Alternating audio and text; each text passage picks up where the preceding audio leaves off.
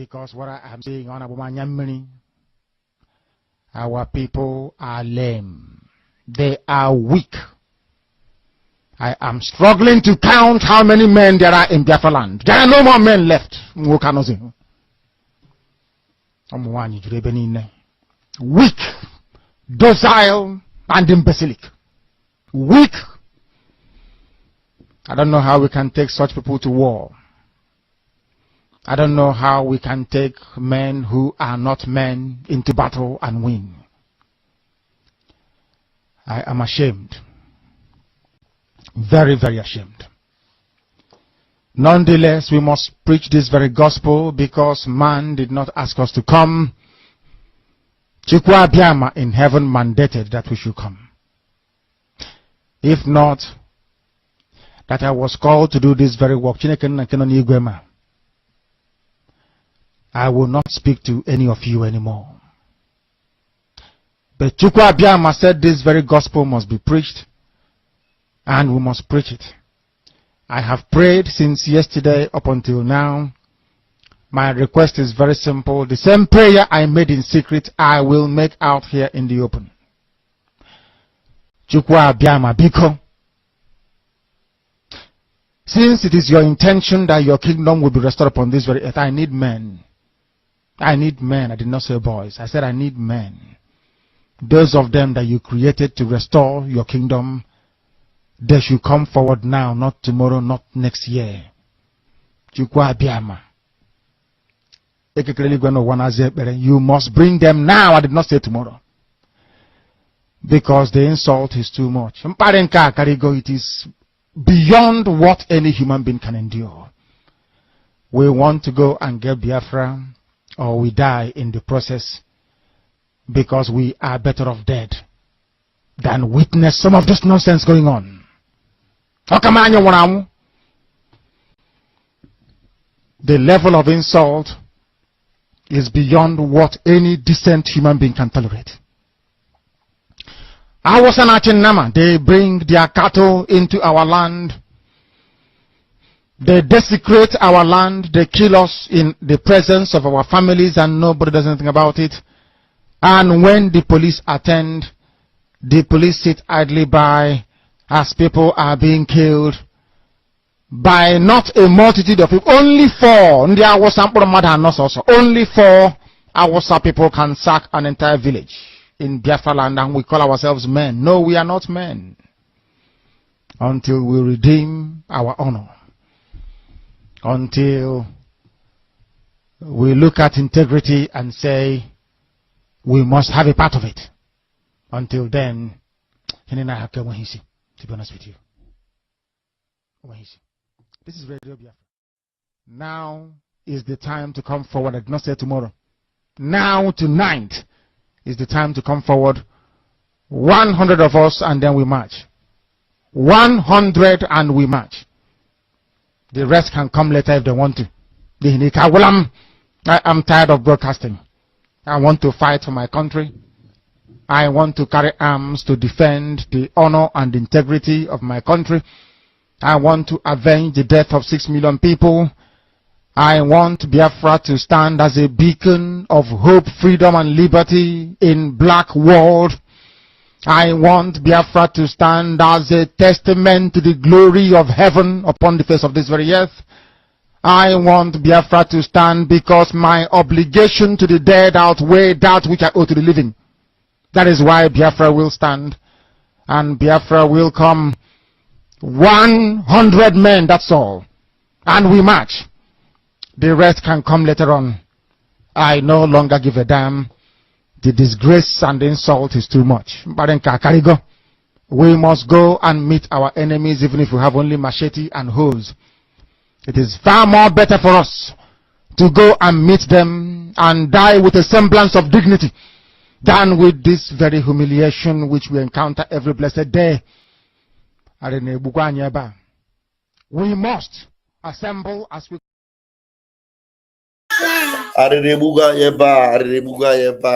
Hey, thank you, lovers of freedom and fellow Biafrans. I greet you all. And this is a joint media broadcast tonight. And this is going to be a space program as the Minister of Information, Mazi Akbarawa Sani, is taking us to the Twitter space to give us updates of what is going on. Very, very important updates indeed. And I want you to know that the times are tough. The times are tough, but we love it that way because that's exactly what we want. And everywhere is boiling is what we want, because it has to boil for the zoo to be done, and then for the zoo to be completely eaten, and everything about the zoo will be closed. The zoo must become a closed chapter. Yes, a closed chapter indeed. Yes, so it has to be. There are so many updates that are going on, and I want to tell you that because the weather is not very friendly here in Italy, so things are not normal. By the grace of God, tomorrow, Vam will be active by the grace of Chukwukabiam. So, but tonight, as we wait for our Minister of Information, Mazi Akbarawa Sani, please hit the like button, hit the share button, and I know that a lot of you are joining already. So while I will be waiting for Mazi Akbarawa Sani, I will just go to his page and play some of the updates that are there. Please make sure you are following us on Twitter. Make sure. Nandi, what is this? Don't disturb Daddy. Make sure you are following us on Twitter. Make sure you are following us on the X handle, because that's where it is happening. Everything must be boiling. Everywhere in the zoo must be boiling. You see this Uromi 16, the Uromi bonfire. The bonfire in Uromi, it has triggered what will end Nigeria. This bonfire in Uromi, it has triggered what will end Nigeria. And I am Vam. Many of you do not know I was born in Uromi. I know Uromi like my back and forth. Uromi, where that thing took place. I was born there. I had my secondary education there. Every education I have in this world, I had it in Uromi. I can speak Uromi language very, very well. I understand Uromi even more than Biafra land. I mean, more than Igbo land. Uromi is Biafra land. I'm sorry. I understand Uromi very well, more than my own village in Biafra land. Somebody help me, please. Help me with that thing. Oh my God. No, help me with the soft one. That one. Yes. Yeah. I understand Uromi very, very well.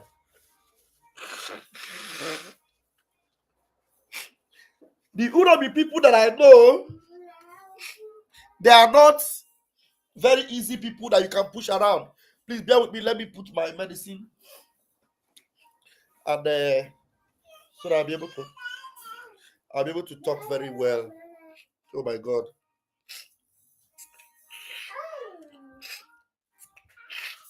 All right. You see, in Uromi, that is where Nigeria will close. The closed chapter of Nigeria will begin from Uromi. Yes. Tell them Vam said so. I know Uromi. Uromi is not like any other parts of Biafra land.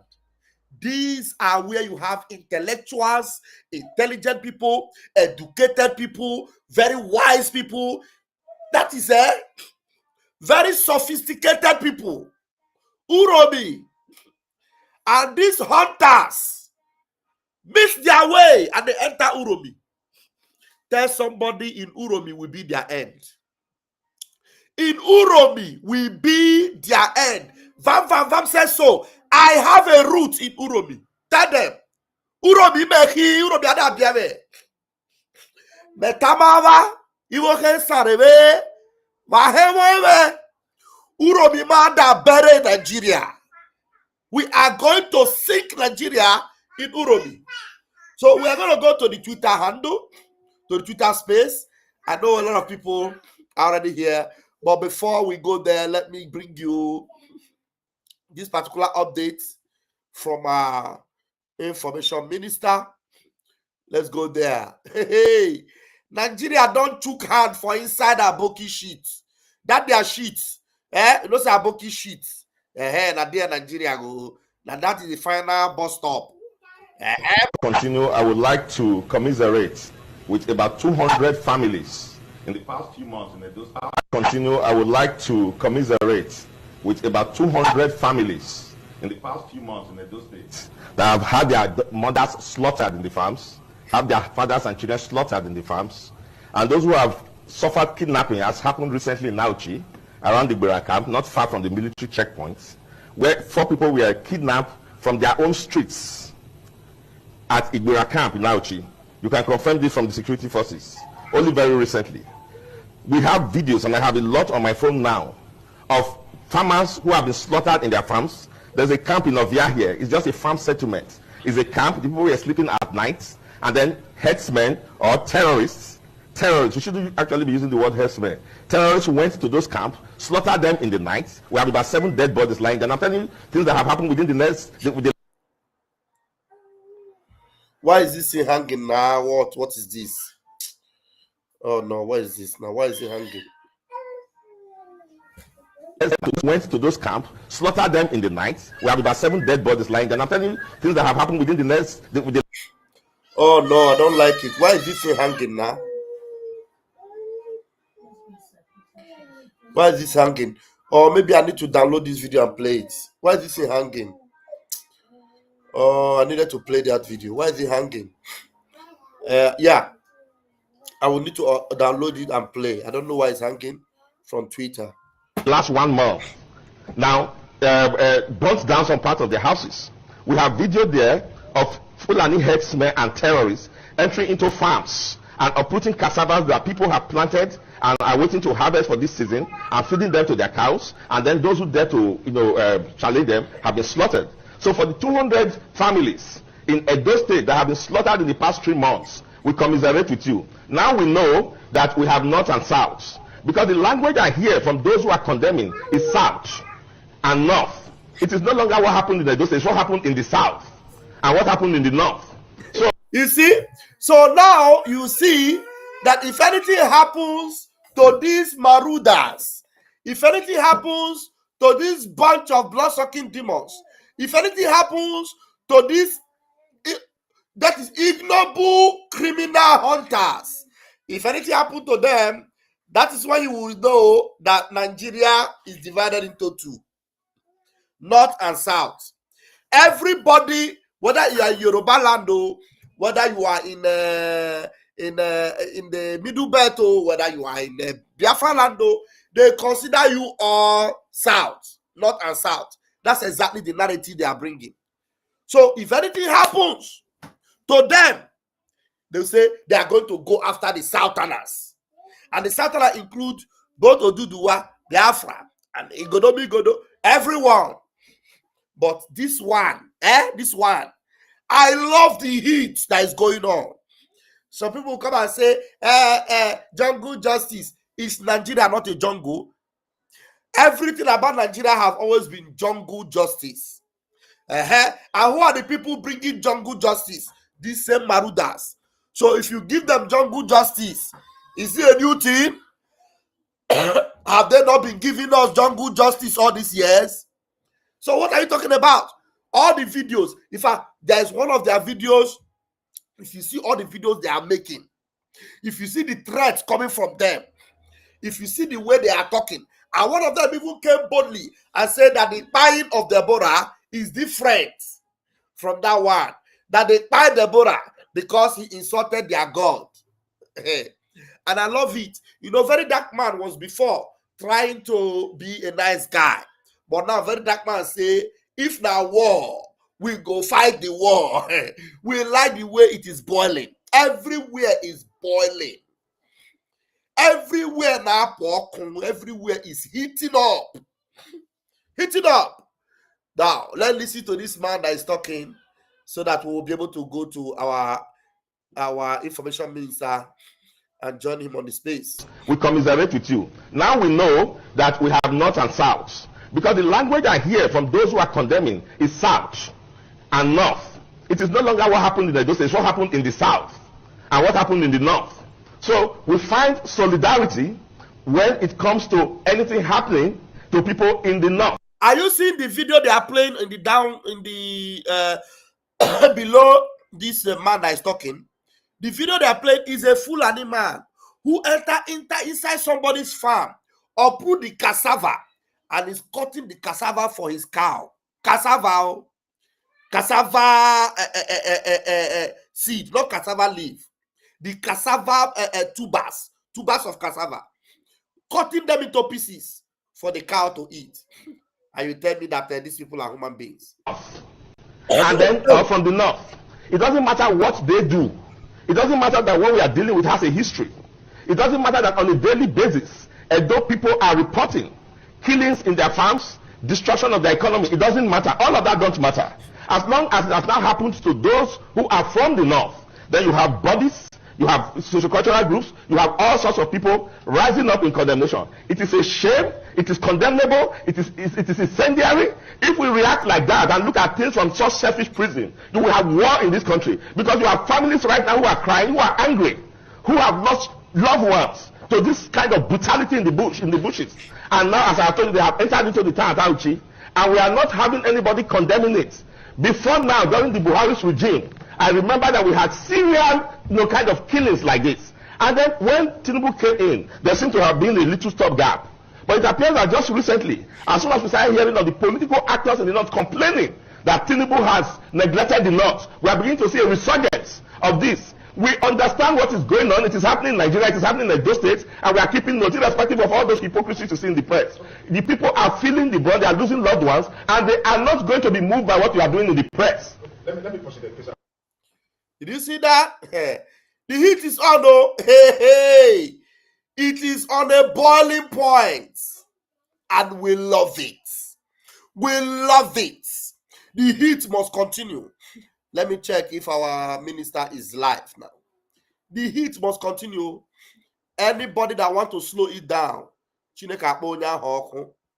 nobody must slow it down. They never burn you well. I will slow it down. Okay, our minister has come. Let's go and join him.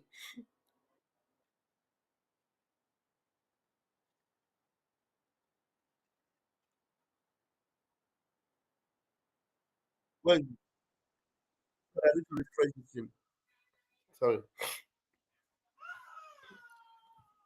Okay.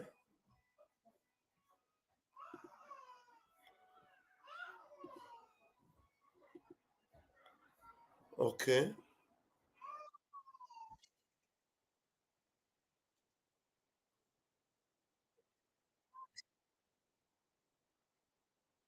Hold on, guys.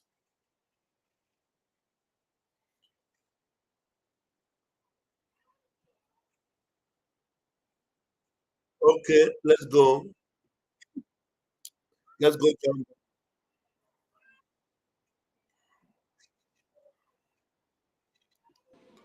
Terrible pictures of people who have been murdered in cold blood, men and women.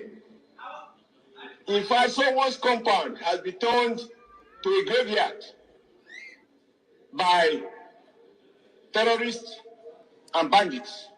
This is the farming season. It's already raining.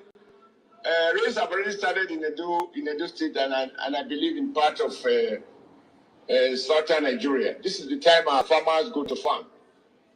And with the level of killings and banditry and kidnapping in Edo State, most of our farmers are now not able to go to the farm. Like Senator Noda stated in the motion, it is not only in Ovia. In fact, it will be more correct to say that the entire Edo State is under siege by bandits and by terrorists and by headers. We have terrible pictures of people who have been murdered in cold blood, men and women. In fact, someone's compound has been turned to a graveyard by terrorists and bandits. This is the farming season. It's already raining. Raids have already started in Edo State and I believe in part of southern Nigeria. This is the time our farmers go to farm. And with the level of killings and banditry and kidnapping in Edo State, most of our farmers are now not able to go to the farm. 16 Dengons. What I know about hunting, and I've gone on a hunting expedition many times. You hunt in a bush in your locality. Correct me if I'm wrong. 16 Dengons. What I know about hunting, and I've gone on a hunting expedition many times. You hunt in a bush in your locality. Correct me if I'm wrong. And I think you also said, I've never heard of traveling many state lines to go and hunt somewhere. It's normally around your locality. Also, where the role of the government comes in, prior to this time, there has been a constant, repetitive action of kidnappers in Uromi.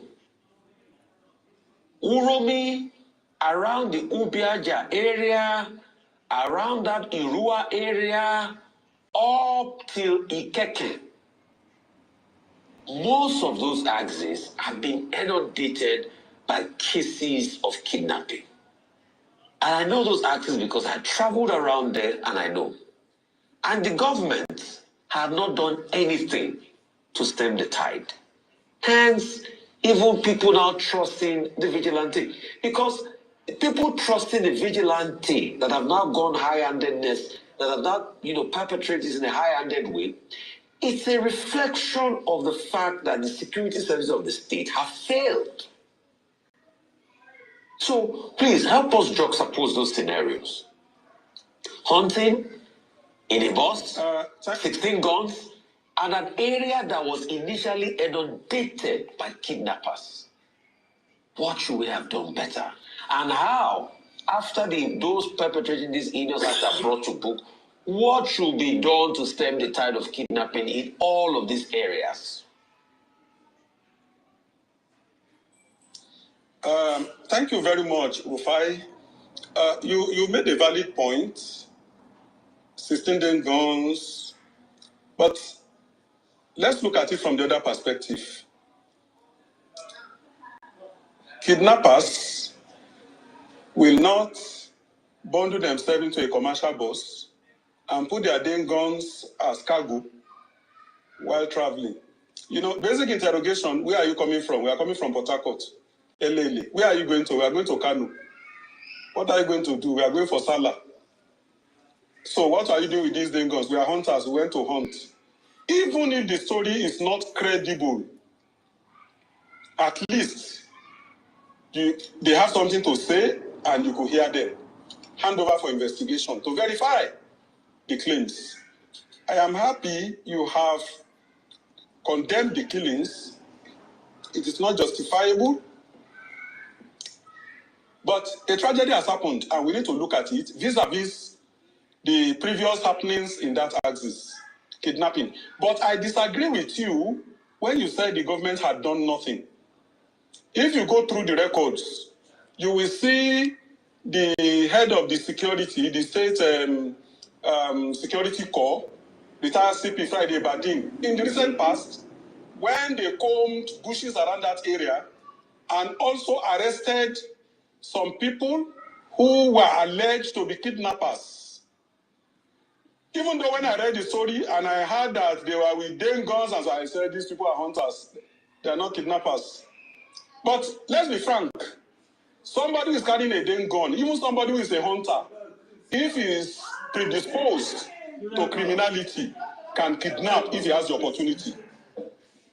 Because somebody a Dane gun is pointed at, will not say it is just a Dane gun. A gun that can kill an animal can also kill a human being. So, yes, if the circumstances, justifies and evidence abound that they are kidnappers, then they should be treated as such, but not through extrajudicial killing. Thank you so much. Instead, by proper arraignment before the court of law. Yeah, I have a quick rebuttal. And even if they were kidnappers, what they ought to have done is they have taken them to the court of law and we condemn them. See, sir, I don't just talk if I don't know what I'm saying. That's one thing about me. I have facts. The government have not done anything to stem the tide. Forget the arrest and going into bushes for optics. Let me read you one of the messages I got from that area. You may say the government has not done enough. No, the government has not done enough. Let me not done anything. Let me read you one of the messages I got from this area. And these are constant messages I have. My hometown, Ugoha, is seriously under siege of herdsmen, killing, raping, kidnapping. We cannot sleep with our eyes closed. We cannot even go to the farms anymore. Uromi, Ugoha Road has become a no-go area for kidnapping and killing, and it's a daily occurrence. And this has not abated, though. No business activities going on in those areas. Life is now hopeless and at a standstill. It's a daily occurrence. So apart from the optics of going to the bush and arresting some people, no. The real problem have not been solved because it's a daily occurrence, and I constantly get reports around that area constantly. People cannot go home. That's why I said they've not even done anything. Yes, you said they have gone to the bush, they've arrested people, but the problem had not been solved. There was action, but there was no solution. There was no solution. Maybe they've not done enough. Maybe they've not done enough. Maybe they've not done enough. Maybe they need to redouble their effort. These reports you get, it will be good if you forward them to the Commissioner of Police anytime you receive them. Because the one you receive and you don't forward may not, people may have freer access to you than they have to the law enforcement. With due respect, I also got another one while I was saying this now. Ikeke, around that area, if you go, because I've traveled all those areas, Ikeke is under attack. 5 people have been kidnapped in Ikeke. Okay. So we've not seen a lot, and I keep reporting all of this on my social media channel. So it's out there.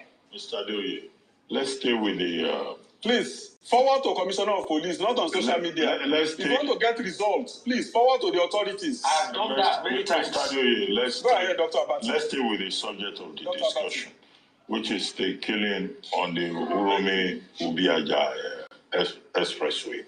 Now, I go back to the point I made about vigilante, all kinds of unauthorized security outfits. You were commissioner in Anambra State before you retired. Yes. Now, will you say that all these vigilante groups, all these, security outfits not authorized showing up, is because the Nigerian police has failed Nigerians?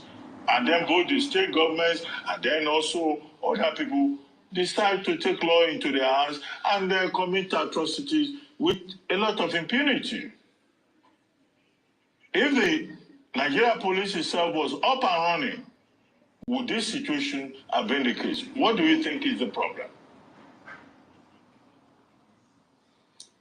Dr. Abati, when you want to assess failure, you will have to weigh what is available against the responsibilities. You have a country of 240 million people and a police force that is just 300,000. From that statistics alone, you know that a lot of areas will be uncovered. A huge segment of the population will be unpoliced. That is one. 2, you look at what are the logistics holding and the funding of these security agencies. It is said to whom much is given, much is expected. So when you want to assess failure, you need to assess what have you put in place and what empowerment is there for them to discharge their responsibilities. Then you weigh it against performance. It is then you can arrive at an objective, conclusion. So I think the Nigerian police is understaffed and underfunded, grossly so. We need to start looking at practical ways. Mr. President has done something in that regard by giving approval for the rapid recruitment of personnel to beef up the strength of the force. I hope that is followed by better equipment and funding so that the spread can be better, the training more qualitative, and equipment enable them to do more than they do currently. Technology is available to enhance performance. If all these are deployed, I assure you, performance will be much better. But coming to the present, I and you, we are in agreement that a lot more needs to be done to enhance safety of life and property across the nation. Kidnapping is a menace in many jurisdictions, not just in Edo State and not just this occurrence. In many states across the country, when kidnapping started in the Niger Delta, way back, when expatriates were the target for ransom, I warned.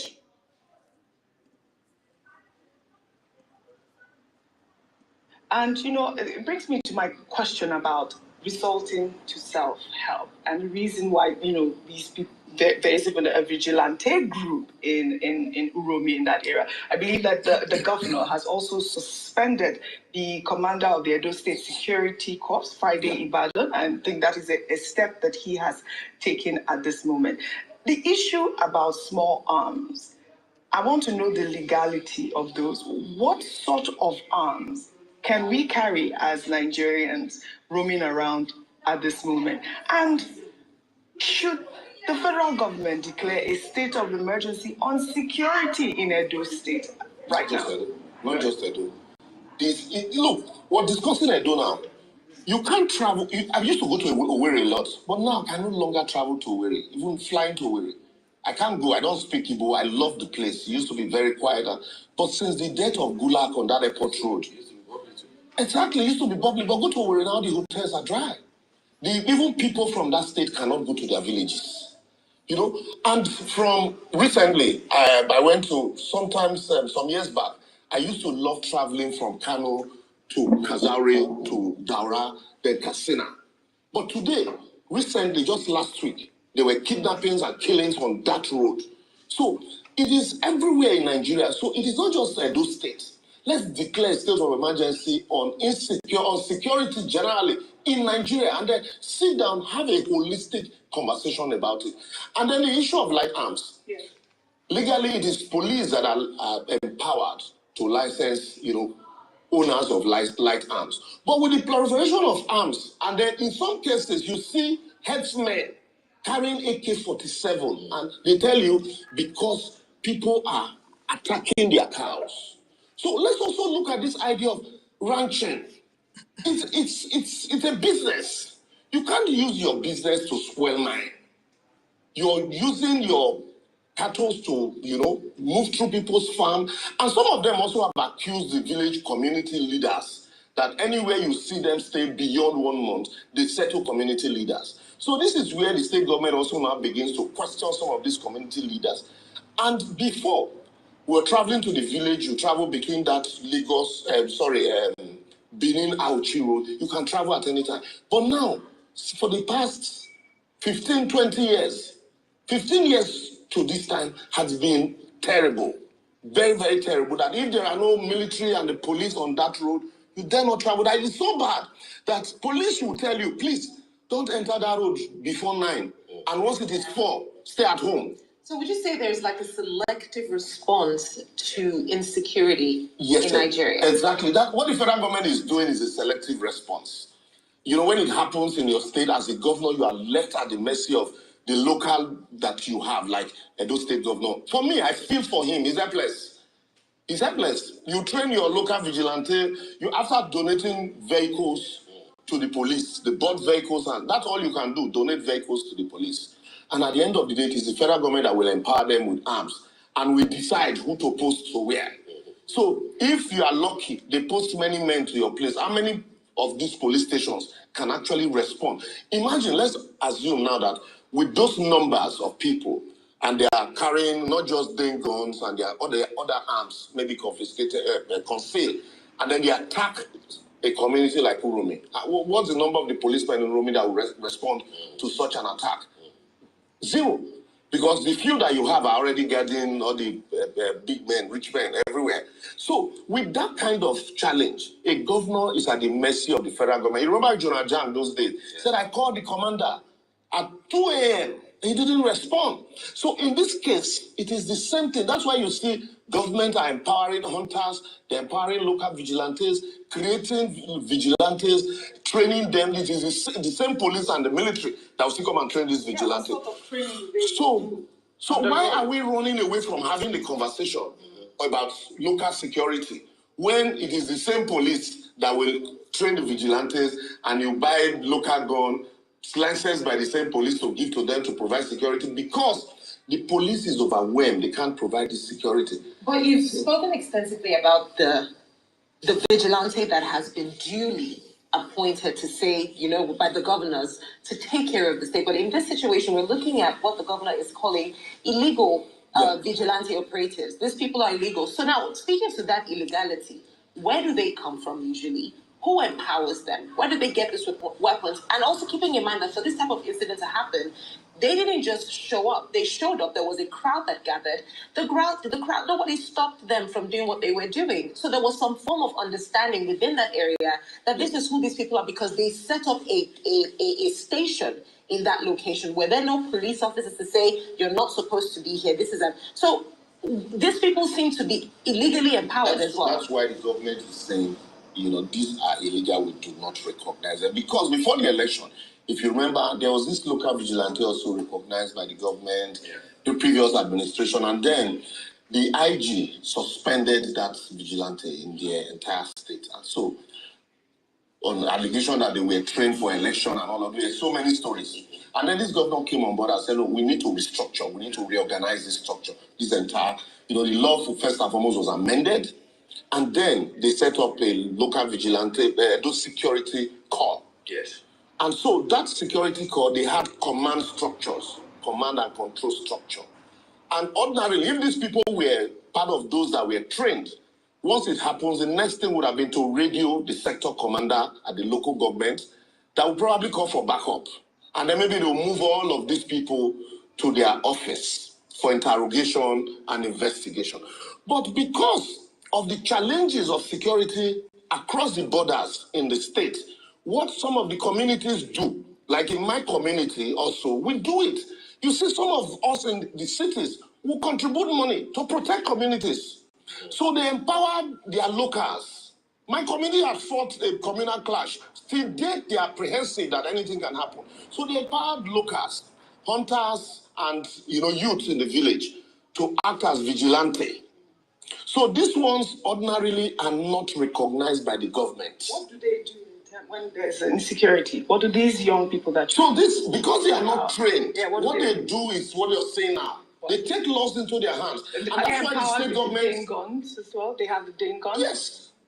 Just like hunters. The community are aware of this. Yes, the communities are aware. Just like that hunters is the legality that I asked you. That's the illegality. You have not answered that question. That's the illegality that the government is talking about. And that's why even the commander of the corps... I'm talking about small arms. Yes. Yes, go ahead. So that's why the commander of the security corps is also suspended for failure to rein in all of these small illegal, because it's supposed to be his responsibility to do all of that. But sometimes you can be overwhelming. And so all of these light arms, where are they purchased from? That's the big question. Where are they purchased from? There are people who are supplying them. Sometimes some of them are retired policemen. And then when they are purchased, sometimes they go get license from the same police. So the police will know that, yes, the license gone for some vigilante, but these vigilantes do not have the connection, the nexus with the state government recognized operatives. So, but I think with this, what had happened now is now the state government is saying, look, you know what we have put on ground, we need to truly put our foot on ground and ensure that every vigilante, there is a command and control, that every incident must be duly, professionally handled. And once that happens, I think, and it is across border, not just in Edo, across border in every other state. And then we'll now take that discussion further. Certainly, we'll be able to solve the security challenges to a very large extent because every security is local. Let me deal on that with two questions, Liberals. One would be the vigilante thing. What lessons can Edo State in particular, but of course the entire South in general, what lessons can they learn from? If our women, our wives go to farm, they rape them, times they will set them at least. Me in particular, I've paid ransom 3 times to Foolani herdsmen. They kidnapped my elder sister. They've also kidnapped 2 people from this palace. Even last month, I paid ransom also. To even sleep in That's this a place king, oh. is by the grace of Almighty. I've paid ransom. To even access this road, you need to get security. So that's a major problem. Me as John Ojo Fuzea, I no longer want Fulani in my forest.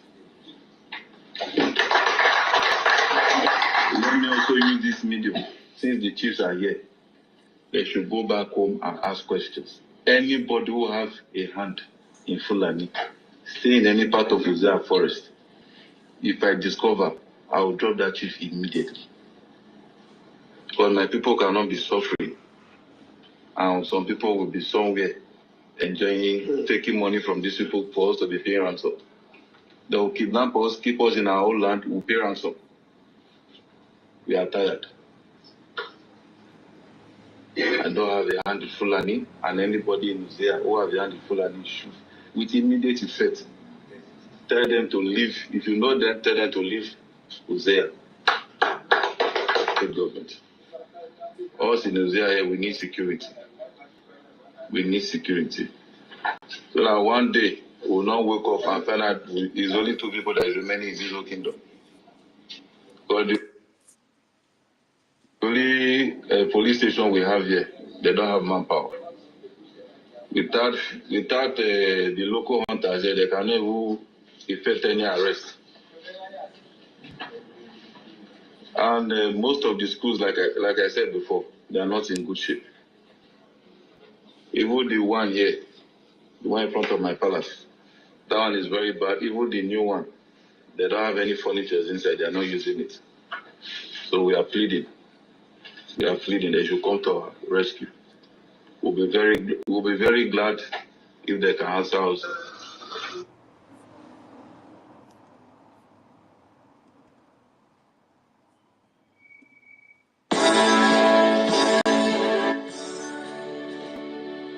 All hail Biafra, land of the rising sun. We love and cherish.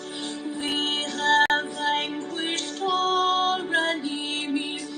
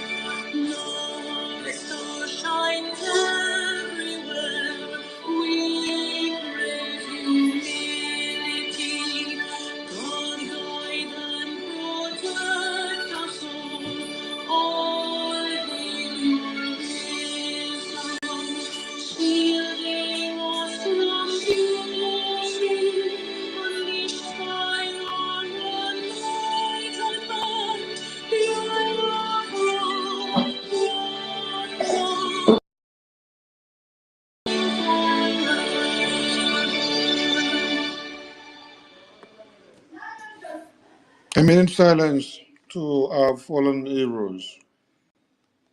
The time starts now.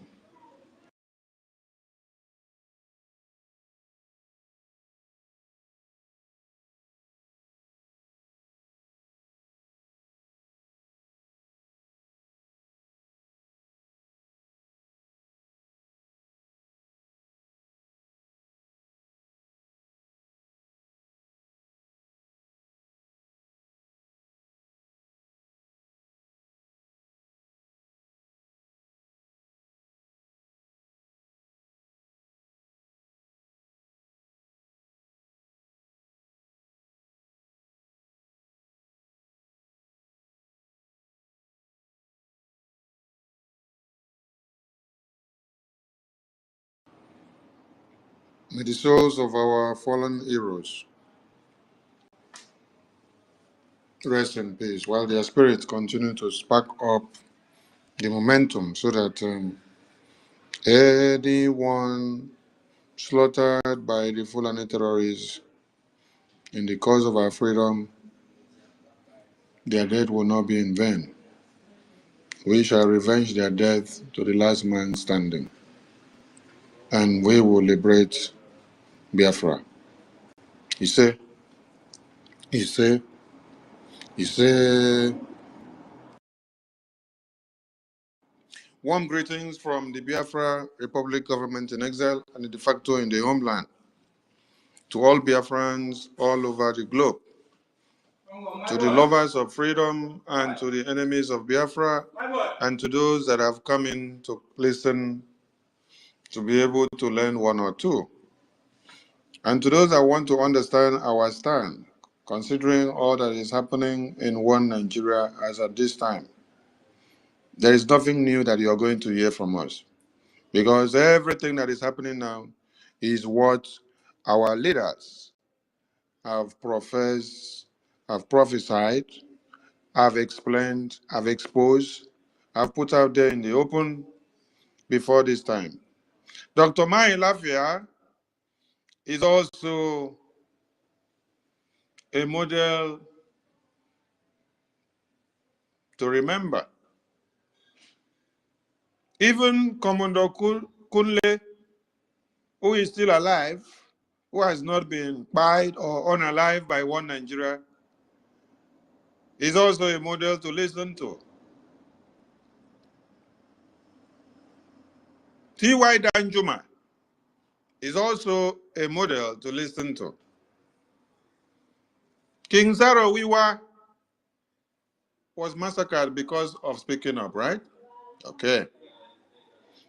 There are thousands and many people that are behind bars and massacred because of telling you what one Nigeria has in stock for everybody. At this very point, the entire world, Nigeria and the entire world, most especially Finland and America, Norway, and all the world powers that have our leaders in their hands, thinking that they are playing politics over the lives of the indigenous persons in one Nigeria contraption. You are actually helping one Nigeria to pillage, to desolate, to annihilate, to cut off the existence of humanity in the Christendom and in the Jewish and traditional religions that have nothing to do with jihad. Because the sole aim and objective of what we are saying is Islamic jihad. Yes, when you listen to all the testimonies that have come out and all the evident videos that are all around the media, the lamentations, the gruesome murder, and the incessant kidnapping, taking over of communities, as we speak, while everyone is on the news making the rounds of Uromi in Edo State, Benue State, massacre by the same Fulani terrorists is still ongoing. Greetings to the existence of the Biafran leaders. starting from the heroes of January 1566 coup to the heroes of the genocidal war of 66 to 70s. We salute the existence and the blessings of our People's General, Dim Odumeku Ojukwu Ikemba. We salute the existence of our former president of Biafra, Philip Effiong, the general of the people. With all the heroes that fought side by side with them. We salute also R0RI, who rekindled the meaningful discussion of Biafra, because we would have folded our arms and still believe in the oneness of one Nigeria till this date. What we would have seen would have been increase in the perpetual murder of our babies, women, and children. I don't even know if R0RI had not rekindled the ideology of Biafra. I don't know if I would have been alive to this time to even be talking. I don't know if Martin Nnamdi Kanu would have even had the idea or the courage of coming to follow him. I don't know if my Prime Minister Simon Ekpa would have also killed him. I don't know if all of you here alive listening to us would have even come to understand why we must speak Biafra again. God bless R0RI's reign and his efforts on the Biafran restoration. It is on that his government in exile that he tried to put in place that this very government in exile was restored. And we continue. We put many together to make it better. Yes. That is why it doesn't matter where someone started and stopped, or what he did and how he did it. What matters is you that have come in, what difference can you make? The Prime Minister made a difference with the entire people that came all around him to support him and to make it happen. Let me recognize the presence of our international lobbies and attorney representative, Mazi Elias Gerazulis, who happens to be active in this very space, present with us as we speak now. I salute you, Mazi Elias, for all you do, for making Biafra to be known on the international scale, for making Biafra to be understood of their plight. As it happens now, while one Nigeria is on fire, Washington, D.C. congressmen and the senators are already of the know of what Biafrans have been talking about. They have already understood that the genesis of this thing that we are seeing now, which the senators of one Nigeria are talking about, which the reps, which the governors, which the citizens are speaking, that the Biafran people have already tabled this case to them. These are encapsulated into the results of the House of Foreign Affairs of the United States of America taking a decision of the designation of Nigeria into that red list. Because what is happening now and what has happening for the past few days is worse than what anyone can just overlook. So we salute all our leaders that have sacrificed the test of time for Biafra. Whether they made it down successfully, or they were betrayed along the way, or they are still active in service, we salute you, because it's not easy to be a lamb, to lead the Biafran people under the contraption of a destructive tendencies of a one Nigeria that we have, where you will make every effort to liberate your people. The same zoo terrorist government will go back to pay off some people behind your back to destroy the effort that you have made. They created a system of hunger, starvation, criminality, a system that is incapacitated so that they will make you to become a pauper. You come back begging, begging, begging, so that when they now come to offer you bread, while you had longed for shawarma.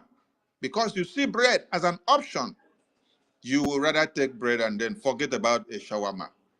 Because for the past 10 years, you have not seen biscuit. So if you're not given a bread while you were longing for a shawarma, what will you do? You will run for it. So we salute our leaders. We come down to our supreme leader. Our supreme leader was kidnapped. We want the international community to, at this point, understand and remember the reason why our supreme leader, Martin Amdekano, was kidnapped. Our supreme leader was kidnapped because of telling the entire world, because of telling the entire world, Nigerian people, because of telling everyone, most especially the Christendoms, that the Fulani terrorists have gathered, that they have made a decision to Islamize one Nigeria and everything in it. These are the reasons why our leaders were detained. This is the reason why Mazen Nnamdi Kanu was kidnapped in Kenya. He did not steal anything. He did not beat anybody. He did not destroy anybody's property. But because he took the bold step of telling the entire people of Nigeria that the Fulani terrorists have grouped and regrouped, and they have colluded with the one Nigerian military personnel that call themselves, who are the same likes of the Islamic jihadist terrorists of the Fulani extract. If they should ask one Nigeria, why did you kidnap Martin Nnamdi Kanu? The only thing they will tell you is because he is telling them that they should have Biafra and that Fulani terrorists is around everywhere. But today, it is the reality of the day. They committed international crime by going all the way to Kenya to kidnap our supreme leader, Mazen Nnamdi Kanu. They lock him up after they kidnap him in Kenya, beat him for many days, detain him, and then later weeks him masked and chained down to one Nigeria. Till today, he is in detention, incarcerated, confined to a one room, where not even the lawyers can see him at their convenience, where there is no private client to client or client to lawyer or client to attorney free conversation medium without being monitored by one Nigerian terrorist government. There is none of such granted to him. The same t-shirt, the same trouser, the same panties, the same singlet that this very man wore when he was kidnapped in Kenya in 2021, June, is the same dress code that he has on him till date. His eyeglasses, his lens that was destroyed during the altercation and the massacre, which they wanted to do to him, his eyeglasses or his a lens was destroyed, and up to today it has not been restored. Many wonder how he sees and how he's able to even read when they saw him read from the courtroom. Another shocking thing that people should understand is that those same books or slips that you saw our supreme leader read in the courtroom, he was never allowed the permission or the audience to peruse through those slips. He was never allowed to go through those pamphlets that you saw while he is in the DSS custody. But when the only time he has the time to go through those things is when he appears in court, because when the attorneys and lawyers come to visit him, they don't allow them to even hand a pamphlet to him to go through or to read. So he doesn't know what they are bringing up against him tomorrow in court, what his attorneys and lawyers are filing to contravene whatever that is coming against him in court. Because no private discussion of a client to an attorney or to someone in detention or to a lawyer is granted for him to have such discussion in one Nigeria. So our supreme leader have paid the price for this very freedom. And not just for this freedom, but for the entirety of one Nigerian people. Yes, because the massacre that happened everywhere in one Nigeria, this our supreme leader has preached, educated everyone in one Nigeria about it. They ignored him. Rather, they planned to kidnap him. Because they thought it is all about Biafra ideology. They forget that we don't only speak Biafra, but we speak the freedom of every indigenous persons in one Nigeria. Those persons that were originally born and their ancestry were in the Nigerian enclave, not those ones that migrated from the Sahel to come in and usurp opportunities that were never theirs.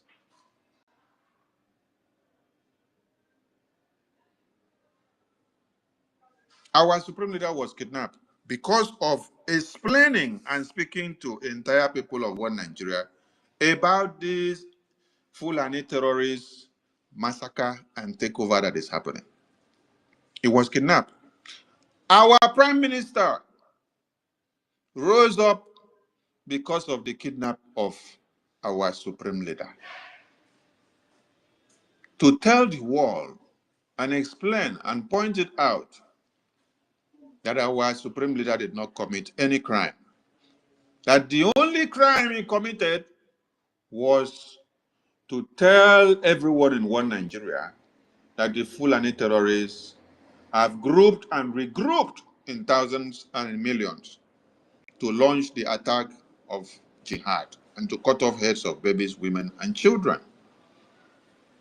And that we cannot stand, fold our arms, and watch and see our babies, women, and children slaughtered on a daily basis. Rather, we will fight to the last man standing in self-defense to defend our women, babies, and children.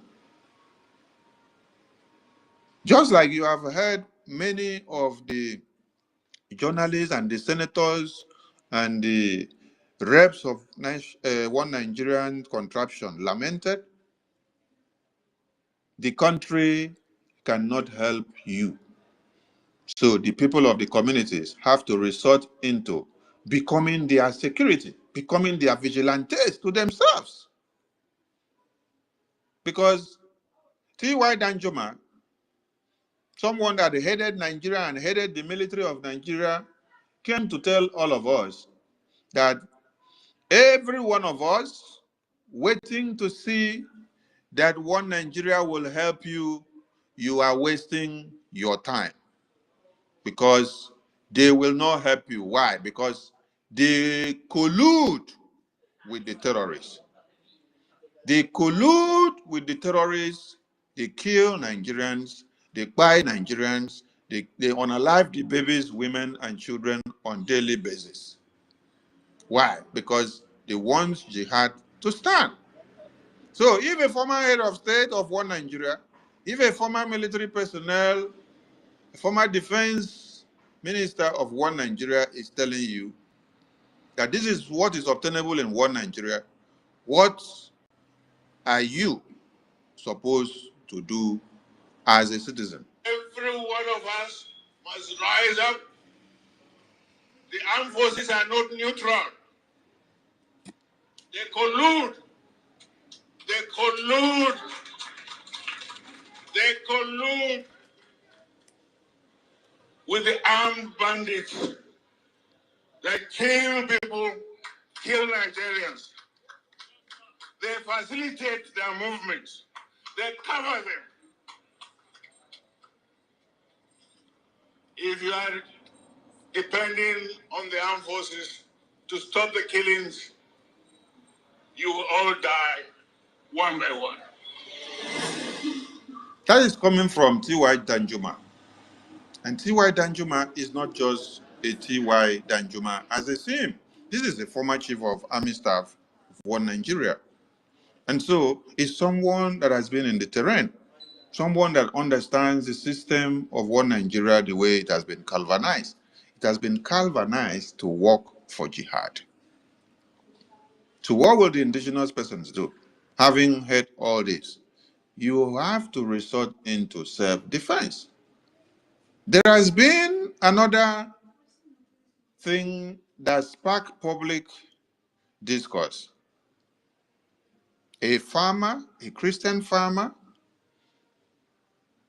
who was accosted in his farm by Foolani terrorists with his livestock, and he uses the cows to destroy the farmer's crops. And then the farmer said, "Why do you have to do that?"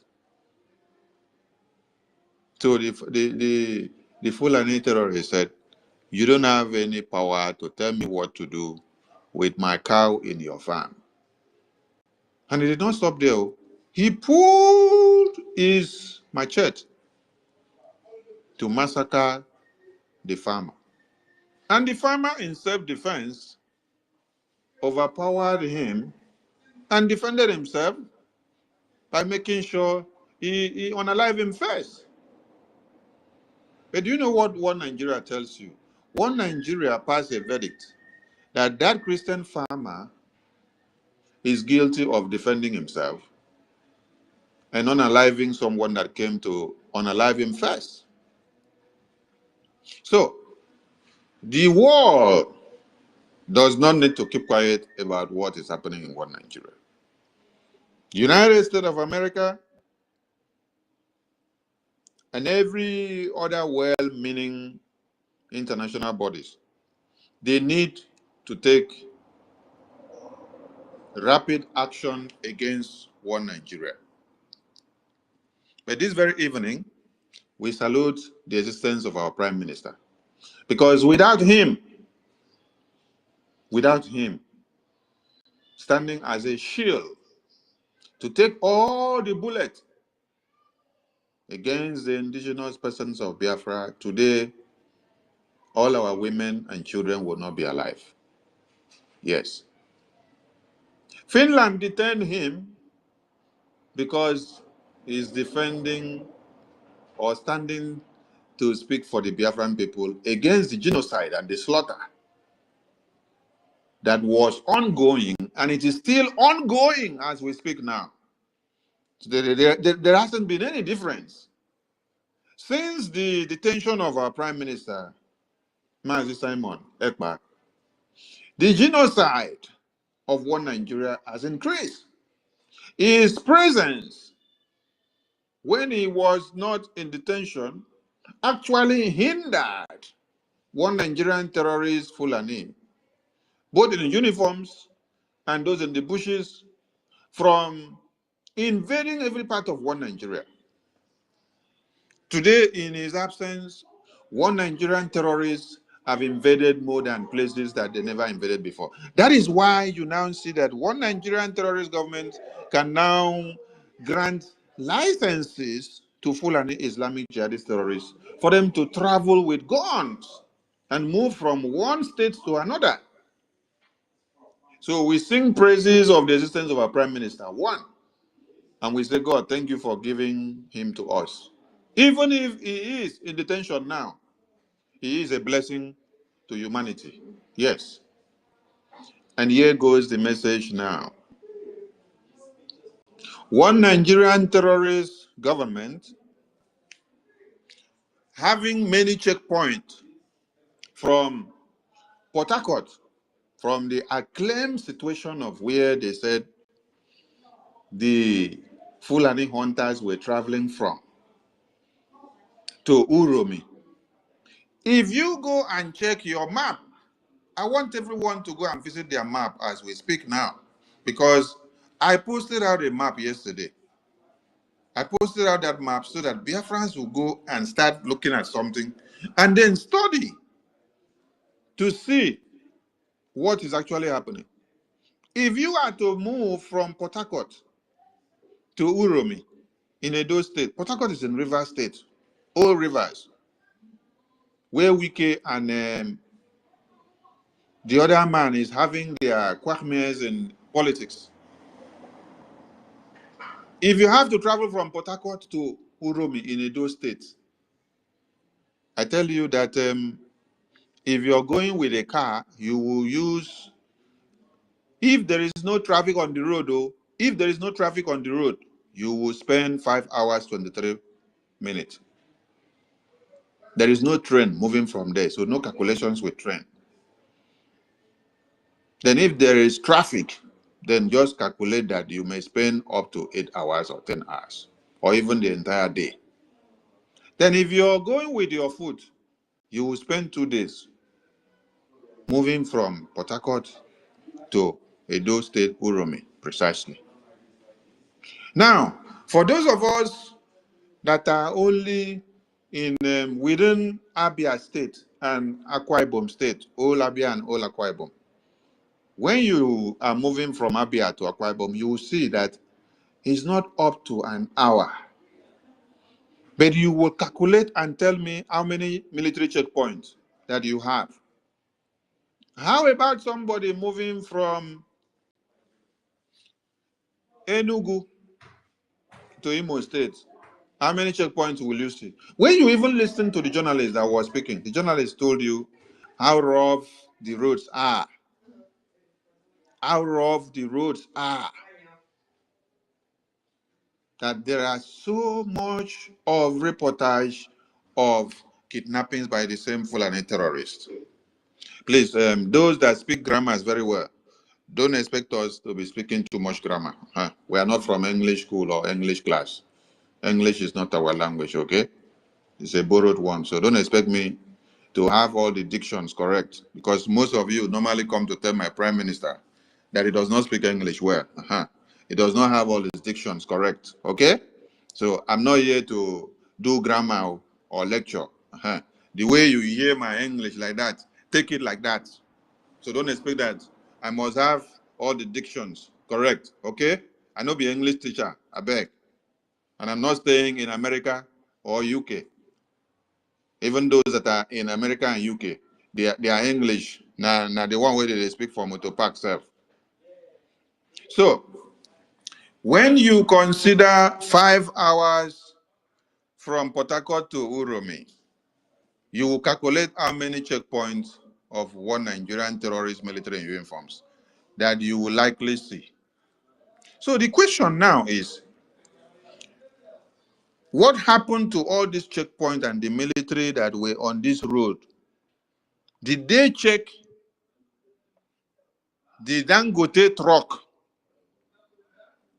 and saw all these rifles and then gave them a pass to continue? That is one question. How many checkpoints are there within Port Harcourt to Uromi? How many checkpoints? After you now calculate all the checkpoints, so tell me, so all the checkpoints from Port Harcourt to Uromi in Edo State, they gave a green flag to the weapons that is carried by persons that they claim they did not give them license? No, that is why the title of this program is that Nigerian terrorist government gives gun license to Fulani Islamic jihadist terrorists. Because if you did not give them gun license, how come they travel all the way from Port Harcourt and they are traveling with weapons, guns, ammunitions of all kinds, with no stoppage, with all the checkpoints that they have checked them? They checked them and gave them a pass. They said, yes, you can continue. Not just a pass, a green pass. A green pass. You know what it means for you to have a green pass? A green pass in driving a school is talking about when you are now moving from one territory or boundary to another. That means you have passed one boundary. That is when you're given a green pass. You're not even within one state. You are out of another state. As you're leaving one state to another, you're now talking about the boundary commission. So the checkpoint that they have granted you a green pass that you can move from this boundary to another boundary, and it is allowed with this your weapons. So what message did we get from there? Compromise and accomplices, which goes in line to validate what the former chief of staff said, T.Y. Danjuma, that the terrorists want Nigeria military operatives, that they collude with the terrorists and they work with them and then they kill Nigerians.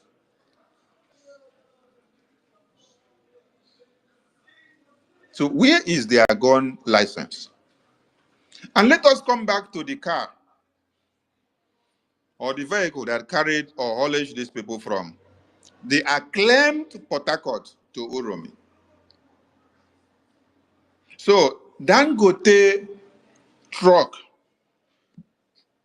has the license of carrying or conveying or transporting weapons from one part of the country to another. There is a license that one Nigeria has given to Dangote truck to haulage weapons from one part of Nigeria to another. Are we getting the point? Okay.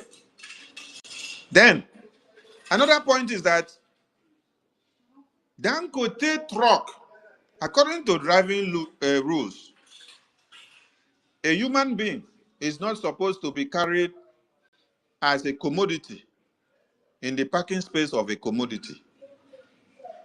So, the Dangote truck turn human beings to commodity and carry them inside the trucks. You now have dogs. Dogs were inside the same truck. Human beings of over how many? Over 20-something were inside the same trucks, conveying from one place to another with ammunitions, guns, and bullets. You see, when they were talking, they did not mention bullets to tell you that they were live bullets. I want to ask everybody, if you carry a gun and you are moving from Port Harcourt to Uromi, is it when you get to Uromi that you now go and buy the bullet? Or is there one company in Uromi, Edo State, that will deliver the bullet to all of you to go and carry to go for operations? Or you were all with your bullet inside your pocket or inside one bag? Because it is the bullet that will be used on those guns, those rifles that you carry. See, it doesn't matter the name that they give the guns or the ammunitions, whether you give it den guns, or you give it dark guns, or you give it white guns, or you give it baby guns, or you give it toy guns. Gun is a gun. Ammunition is an ammunition. Rifle is a rifle. As far as that can kill a rat is a living thing.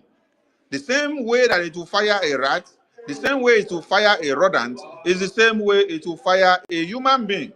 And that human being is breathing. It is the same breath that human being has, that a rat and a rodent and a dog and a cat has. So why and how did Dangote now have to come to the point of now being able to convey human beings as commodities? So now there is no rule of engagement of driving again. So you can now carry commodity, put inside the boot of a car. Then you carry human being, put inside the boot of a car, carry guns, carry weapons, put inside the same boot, and then travel. Driving rules will tell you that you cannot put human being inside where you put commodity and you drive from point A to point B.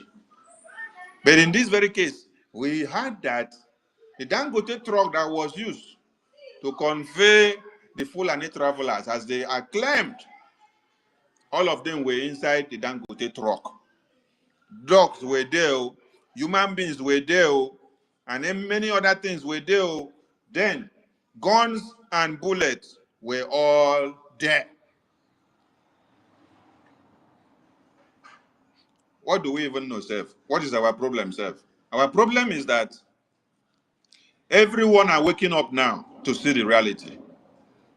And I want to challenge the youth of other states and other parts of one Nigeria. You see, in Biafra liberation now, we are liberating Biafra. The Biafra Defense Forces, the Biafra de facto in the homeland, will continue to liberate Biafra, delegitimize the existence of one Nigerian terrorist until we are fully done with them. Yes, dismember them totally. But you all have a duty to play. Learn a lesson from the boldness of the Edo youth. Also, the elders of Biafra land, I want all of you to also learn a lesson from the elders of Edo State. Also learn a lesson from the senators of Edo State. You see, many of the voices that you have heard speaking out now on the channels television, Arise television, most of them are not Igbos. Most of them are not Biafrans. Most of them are not Ibibios. Most of them are not Efik. Most of them are not Igalas. Most of them are not of the Biafran extract. This is the point I want people to understand. 95% of them are what? The Edos who are speaking up at this point. And how are they speaking? Are they speaking with fear of prejudice? No, they are not speaking with fear. They are speaking with boldness. It doesn't matter if they are going to lose their positions in one Nigerian politics. You see the journalists speaking up boldly with fear of no kind. You see the senators of the Edo Extra speaking up boldly. Tell me one of the Biafran senators that have had the boldness to open their mouth and call a spade against the Foolani terrorists, against the kidnapping of Mazi Nnamdi Kanu, against the detention of the Prime Minister, since all this has happened. No, they have all been playing to the gallery with one Nigeria because they love their political positions. But you see, the Edo journalists and youth, the Edo senators, as they want to start speaking, they don't look anybody's face because they are the one counting now, telling you how many villages are under siege by the Fulani terrorists. But your own, because you want to remain relevant in one Nigerian politics, you kept quiet while your women and children were butchered and massacred in Yamufu. While Hope Uzodinma is doing it in Olu, while they are doing it in Umutanzi. While Pitamba is helping the terrorists to do it in Yamufu. While Soludo is helping the terrorists and recruiting more on the order of one Nigerian terrorist to do more in Anambra, you are all clapping for them. You are clapping for them. So open your eyes now and learn a lesson from what the Edo youth are doing. First,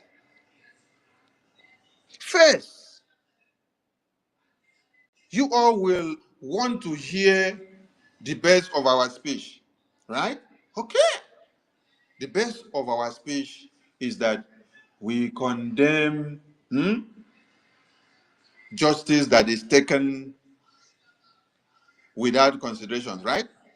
Okay. What is the right word for it? We condemn the burning and the stoning of people to death. Let me put it in a layman term. So go and look for the right grammar and put it. We condemn the stoning and the burning of people in broad daylight to death. As we finish the condemnation, we don't promote somebody invading our lands to cut the heads of our babies, women, and children to death. If there is self-defense to be exercised, ask me why a farmer will defend his or herself when an invader comes in to destroy what he has worked for, which is his own life or our own life. And then he's exercising his self-defense, and one Nigerian terrorist government is telling you, you cannot defend yourself. Allow the terrorist Fulani man to kill you. No. That is why Biafran people have remained provoked. We cannot be classified to be amongst those people that will remain unprovoked while your babies, women, and children are slaughtered on a daily basis. So we condemn burning of people alive in broad daylight stoning of people to death. That is what people want to hear. I have said that. We condemn that one. Yes. Biafran people condemn that one. Public justice. Now, so when I will call them, I'm going to look for the best grammar. I know I use the one way everybody they use all the time. We must always do something different now. Obviously, people will write book can't tell us say you have to pronounce it like this. We can't pronounce it like that. We say we condemn stoning people to death and burning people alive. We condemn them. But we uphold and uphold self-defense because it is the only thing that can keep us alive. So everything that is happening in one Nigeria now will favor the Biafran people. Yes, because we have the same terrorists that is coming into our lands. We are building a defense mechanism. When we have been shouting all these same things for years and years, they called us dot in a circle. They called us online countries. They called us whistleblowers. They called us noisemakers. They called us Facebook country, Facebook Biafra. When we have been shouting it and Mazi Nnamdi Kanu preach it, our Prime Minister Mazi Monekpa preach it, they say we are just making noise. But today we love it that the reality is facing everybody. Yes, at least we have been vindicated. We have been exonerated from all our claims, from all that we have been saying. So it's left for the entire people in one Nigeria to understand that we all face one common enemy. Yes, and that is the Fulani terrorist invasion, which equals jihad. The earlier you all rise up and understand that one Nigeria has given gun license to Fulani Islamic jihadist terrorists, and they can travel from one point of one Nigeria to another without any stop, without any checking, without any alteration or altercation of any kind. The earlier for you. Because the time don't pass where everybody they talk say it is about Biafra. We are yearning for Biafra. We are calling for Biafra. We have already declared the restoration of Biafra independence. So, our People's General, they declared it in 1967. What we did was a restoration of that declaration. We did not redeclare it again, or we did not declare it a second time. No, we restored that declaration that was done. And we are going to do what? Defend it and liberate Biafra land and get the recognition of Biafra on the international stage. So if you are seated on the fence, waiting that Biafran people will at this point come and join you to start shouting, we are already having our own shout in our own domain. We have been shouting our own shout for many days and years now. So we applaud everyone that is standing up now to join the shout. We applaud everyone that is standing up now to join the madness. We want more people to grow mad. We want more people to be madder than us. Yes, please. Don't come and then calm down your madness. We want your own tempo of the madness to increase. If our own has been on 50%, please, we are pleading you people that are upcoming madness in nature against the Fulani terrorists, please, don't have mercy on any terrorists. Don't have mercy on any terrorists that have massacred and cut off the heads of your babies, women, and children on a daily basis. Don't have any mercy. Increase your own madness on them to 1,000,000,000%. We are begging you. Yes. Because if you don't do so, nobody will come for you. Have you read the speech or the comment from the DSS director? The active DSS director, if I'm not mistaken. DSS director is telling you that one Nigerian government cannot secure you or help you. That the earlier you defend yourselves, the better for you. And this is someone that is a DSS director, director of intelligence of One Nigeria. It is not different from what the journalist said before, that the country cannot help you. The people resort to self-help. And also, the other former commissioner or police or CP or whatever he called himself, he said they served in Anambra before. He said that before you think of how they can be active to be able to discharge these duties to defend over 240 million people in one Nigeria, that you should consider their manpower, that they are about 300,000. So how can them, being 300,000 personnel, now control 240 million people in one country? So they are already owning up of their irresponsibility, that they cannot do anything. So you, as a citizen, what is left for you to do? It is not time for you to be shouting, Biafra are criminals again. No. It is not time for you to be shouting, Nnamdi Kanu is a terrorist, is a criminal. Simon Ekpa is a terrorist, is a criminal. Hey, Simon Ekpa is where he is now for a just cause. He's actually there to present to the world the reason why the Biafran people have declared one Nigeria a terrorist state. Because evidences of what he has been saying and what he is doing is coming out. He's coming out now to you while he is there. While he is there in detention.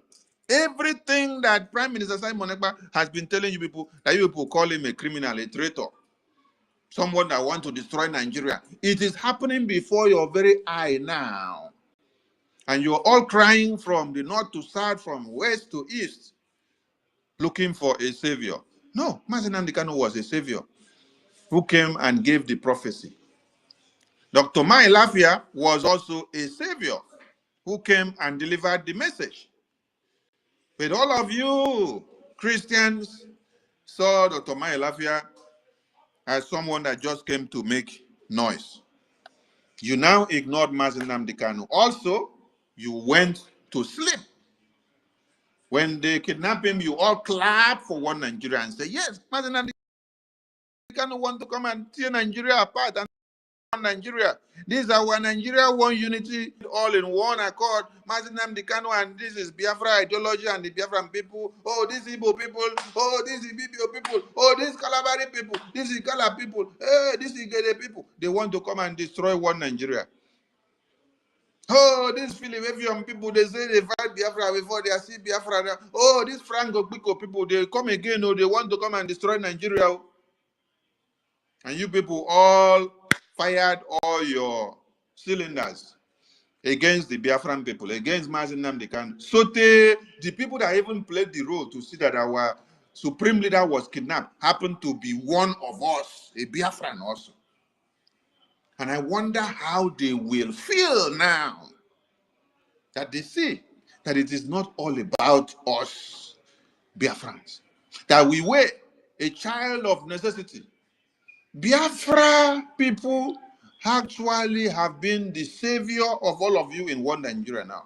Without the assistance of Mazi Nnamdi Kanu, let me start from Wazirike after the genocidal war, because they wiped us all off and we remain just small. And we were now given just 20 pounds to now start a life. That is how we, the offspring of those 20 pounds, came out to be alive today to come and rekindle the fire of Biafra again. So without Wazirike coming to rekindle the Biafra, our supreme leader followed, our prime minister followed, all of you in one Nigeria would have been wiped off by these Fulani terrorists long before now. It's because of the awareness that the Biafran people, led by Wazirike, Mazi Nnamdi Kanu, and Prime Minister Simon Ekpa, have created. The awareness that we have created this far is what has kept all of you. As we speak now, and since they have been massacring you since 2012 to this very day, or can America, or can Europe, or can UK, that are actually feeding fat on your flesh, can they come inside one Nigeria to come and start fighting for you? No! What they will consider first is their political gain. What they will gain from one Nigeria, what will make the economy of their own country to be better when they liaise with the existence of one Nigeria. It takes only a decisive and a mind that is set for freedom to be a president of the world that will look into the redemption of the massacres that goes on daily basis in one Nigeria. From all the world president that we have seen, the only president that have had the courage to summon one Nigerian terrorist president and say, why are you killing Christians? Is Donald Trump. He did it when he was there before. He has come back again. And that is why, as he came back, Nigeria has not even presented their new ambassador to Donald Trump's presidency. They did not even send their delegate to be part and parcel of his official inauguration because they know that he is a no-nonsense president that is going to end their what? Their terrorists, their criminality, their evil against the Christendoms. That is why you saw Nigerian president junketing from the BRICS, going back to ECOWAS, BRICS meeting, ECOWAS, BRICS meeting, ECOWAS. Today I was seeing another news flying that they are running to go and join the trio of Burkina Faso, Niger, and Mali because they are looking for where to hold on to now. They know that fire is burning, and very soon Donald Trump is going to put them back on the red list. But before you wait for the external government to put this contraption of one Nigeria on the red list, every indigenous person in one Nigeria have a duty to play.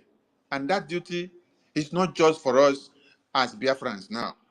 We have our own defense mechanism, which the Biafran de facto government and the defense forces in the homeland are doing to liberate and defend Biafra land. You don't sit down to wait for us. Yes, because this is a very big fight that is going to escalate, I'm telling you. So the earlier all of you wake up and face the reality, the better for you. So wake up, that is the message. Wake up. But understand and have it in front of your mind. Don't put it at the back of your mind. Bring it to the front of your mind. Bring it to the forehead so that you can remember all the time. When you take it to the back of your mind, you will always forget. Bring it to the front of your mind and remember that one Nigerian terrorist government have given license to Foolani jihadist terrorists. You don't need to go to school to ask for the license evidence. You don't need to go to any office to ask for the license evidence. You don't need to go to church. You don't need to go to the police station. You don't need to go to the army. You don't need to go to the immigration service or any licensing license office to confirm what we are saying. You can confirm it practically. Practically. They gave them the license to move the guns all the way from Port Harcourt down to Edo State without any stop along the way. All the checkpoints that were there, they stopped and saw the guns, the bullets, they gave them a green pass and they said you can go with it. Because one Nigerian terrorist government have already told them, when you see the Fulani terrorists coming with these guns and these bullets, do not do what? Stop them. Allow them to go with it because they have the license to move with the guns from one part of the country to another. So if they are given that preferential treatment, tell me why people will not be massacred. What is the idea of giving somebody a gun to move from one state to another? Is it not to be able to use it to kill something? What is that thing they want to kill? You heard them say they are.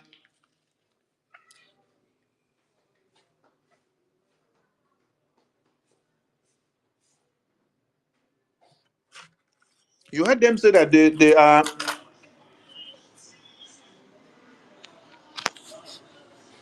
They are hunters.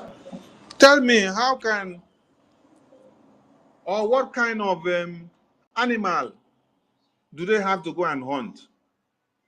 What have they been hunting? Which meat, which bush meat have you people seen Fulani terrorists hunt and bring to come and sell to you before? Have you ever bought rodent or grass cutter from Fulani terrorists? Have you ever bought antelope from them? Have you ever bought a lion from them? Have you ever bought hippopotamus from them that they say they hunted inside the bush? No! Their hunting is the human beings. They don't use their guns to hunt any wild animals in the bush. They don't use their guns to hunt anything. They use it to hunt human beings. Because they are not even inside the bushes. If they were inside the bushes, why will you be having problems with them in your farmland? If you were to be in the bushes, you should be inside the forest. So if you were in the forest, battling with the wild animals inside the forest, waiting me, where they plant my crops for my backyard and for the farm, go can't get problem with you. Because forest is far, far, far away from where people go and cultivate their crops.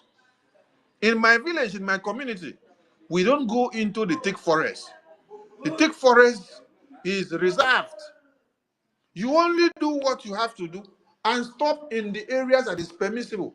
Those thick forests where they know there are wild animals, it is prohibited for you to go inside. The community heads will make an announcement and let you know, when you go into the bush, don't pass this area, don't pass this area. And there are places that they will even put some things like iron wire to indicate, or some they put some traditional sticks or woods or leaves indicating that this is where you should stop. You should not go into and pass this place and go inside the main forest, because anything that happens to you there, you are on your own with the wild animals. So which of the wild animals have these people going about with AK-47 come back to come and sell to you and say they got from inside their hunting? They hunt human beings, they turn it to animals. This is what has been happening. And people have not been listening.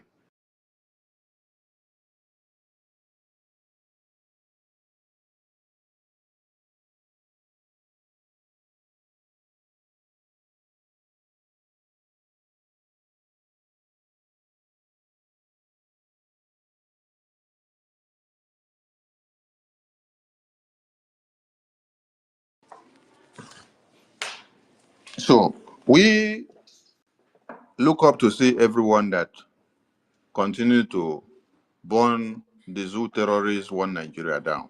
Yes. Anything that will bring one Nigeria down, please do it. Yes. Do it in high scale, because one Nigeria is not to save your life, but rather to destroy your lives. So anything that you see that want to destroy your life, defend yourself first. Defense mechanism is activated in all parts of the world. Yes. So don't wait for a government that cannot help you of one Nigeria and then they'll come and massacre you. None of your women and children that have been massacred by these Fulani terrorists can be brought back by the government of the day. This government have not even done anything to defend you. How much more bringing back the lives of your lost ones that have been massacred? Which of your lost ones have these Fulani terrorists massacred that you have gotten any justice or compensation from one Nigerian government? No. So why is the life of the Fulani terrorists now more special than every life in one Nigeria? They have been killing, ravaging the communities, destroying everything.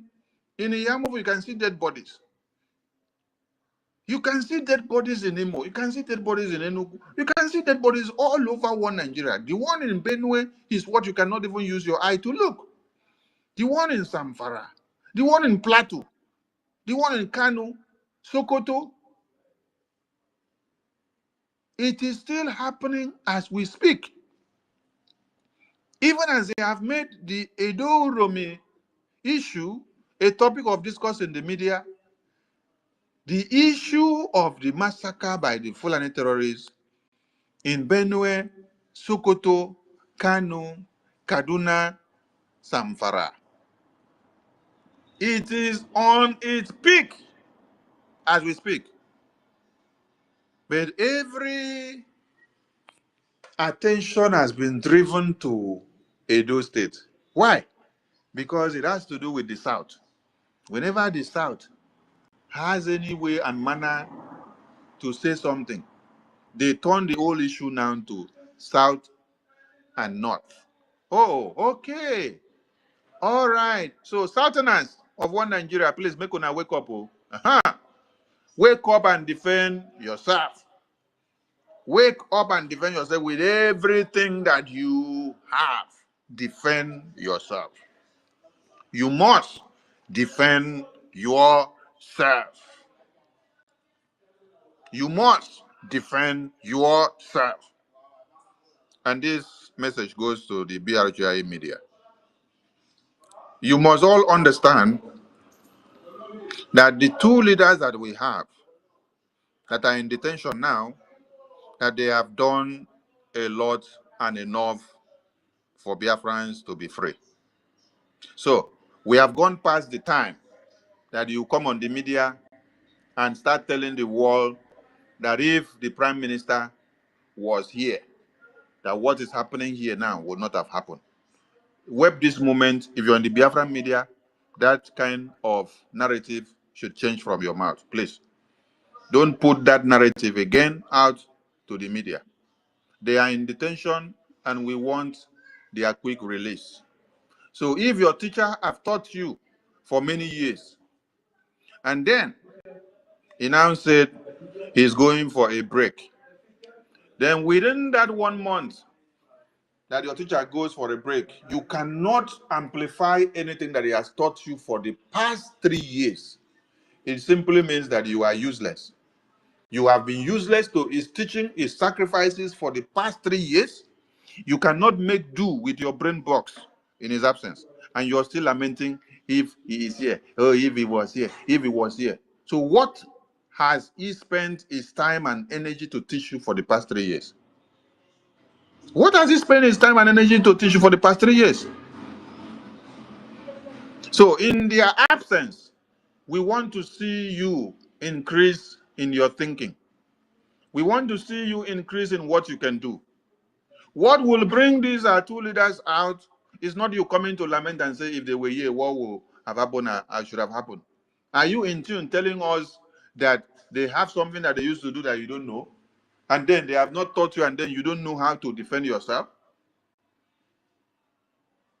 Or will you continue to be lamenting and be crying? If they were here, if they were here, if they were here, if they were here. For how long? Is it if they were here that will bring them out? No. It is not if they were here that will bring them out. What will bring them out is for you to multiply what they are accusing them of, so that you will exonerate them. Do what you can do to do what? To free them. Do what you can do to defend yourselves. If they are accusing them that they were the one doing sit at home, then in their absence, you go back and sleep in the house. Are you going to help them to come out or not? No. If they say they were the ones telling one Nigeria to fall, and then they are not here, you now go and keep quiet. You cannot open your mouth and tell one Nigeria to fall in their absence. You are not coming to say if they were here, if they were here, if they were here. If they were here, you don't get mouth, you don't get hand. Is it your lamentation of if they were here that will bring them out? The more you say if they were here, the more you are telling the people that detained them and kidnapped them that they were right. The more you are saying if they were here, the more you are telling those people that they were right for kidnapping and detaining them. But rather, what you have to do is that go and think and amplify it. We have multidimensional approaches that we have been using against these terrorists. And none of this has been happening with the hands of the Prime Minister or the hands of Mazi Nnamdi Kanu. No, it is the Biafran people that have been doing it. Biafran people will embark on a civil disobedience. Biafran people decided to start doing civil disobedience of sitting at home.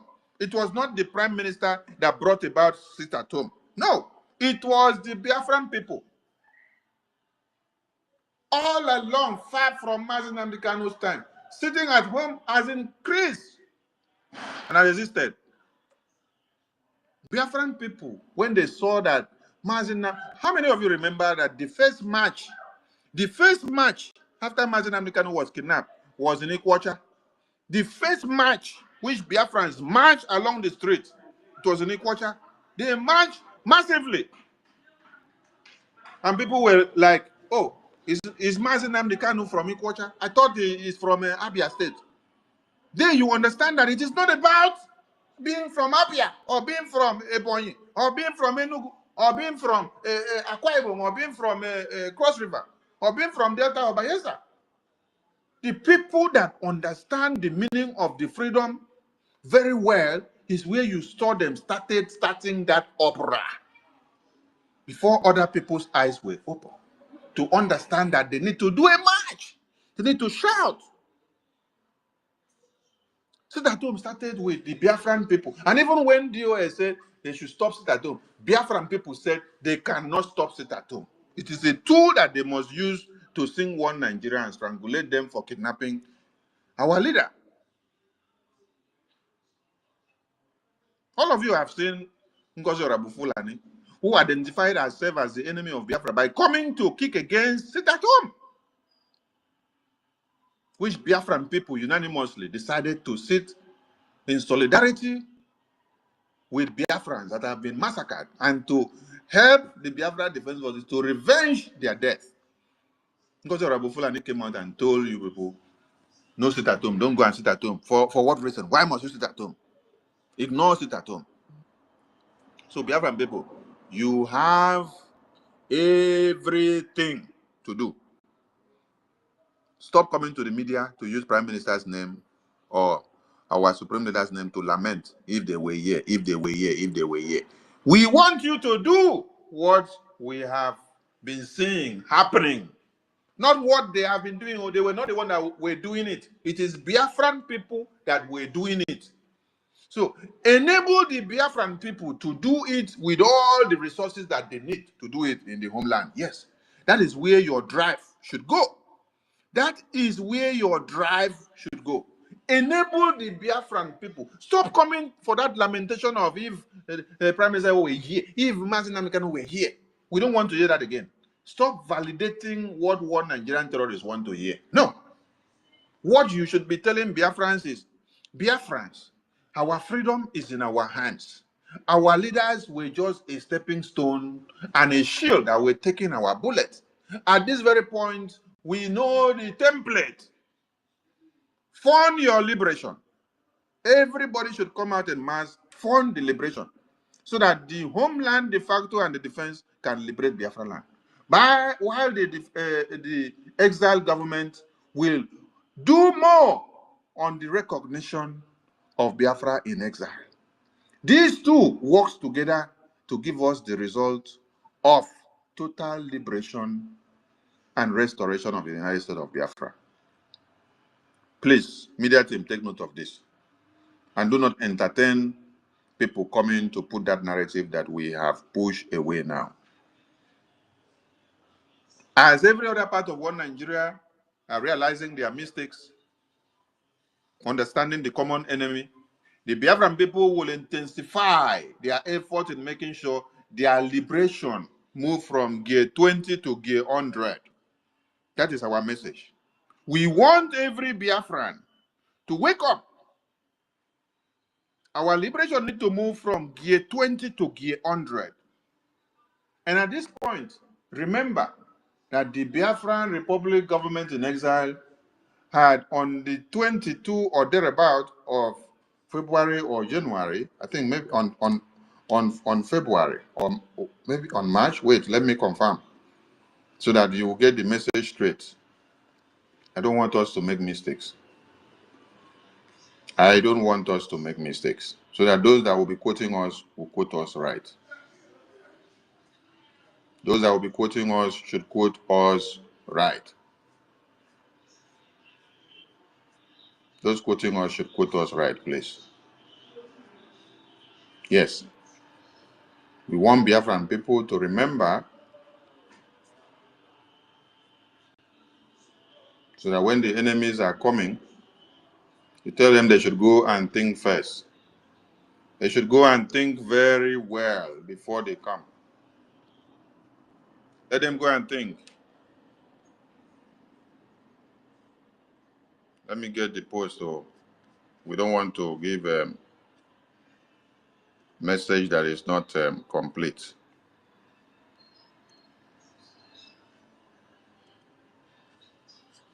All right. On the 14th of March, yes, on the 14th of March, Biafran Republic Government in Exile had informed every Biafran to get ready for a massive protest in Finland and globally in all the embassies of Finland against the detention of our Prime Minister and our leader, Mazi Nnamdi Kanu. So, this message still stands. And at this point, we love to make one other clarifications. We are not against anybody that organize any protest in solidarity with our Prime Minister. Yes, we support anyone that is going out there to do any protest to support our Prime Minister. Biafran Republic Government in Exile is not against it, because we want all of you to do what you know you can do in your own way to contribute to the liberation of Biafra. But the one that the Biafran Republic Government in Exile had organized, the date will be announced. So for some of you there that think that we are against anyone that wants to do one or two to support the protest in your own way, please, you are free to go ahead and do your protest. We support all your efforts in doing your protest in your own way to also demand for the release of our Prime Minister. We need the effort of everybody to release our Prime Minister. We also need the effort of everybody to release our Supreme Leader. We need the effort of everybody to also get Biafra fully restored.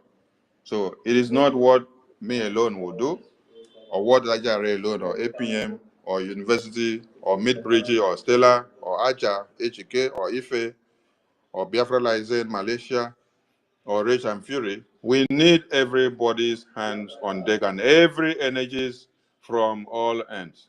I salute all Biafrans. The floor will be open for those that want to say one or two.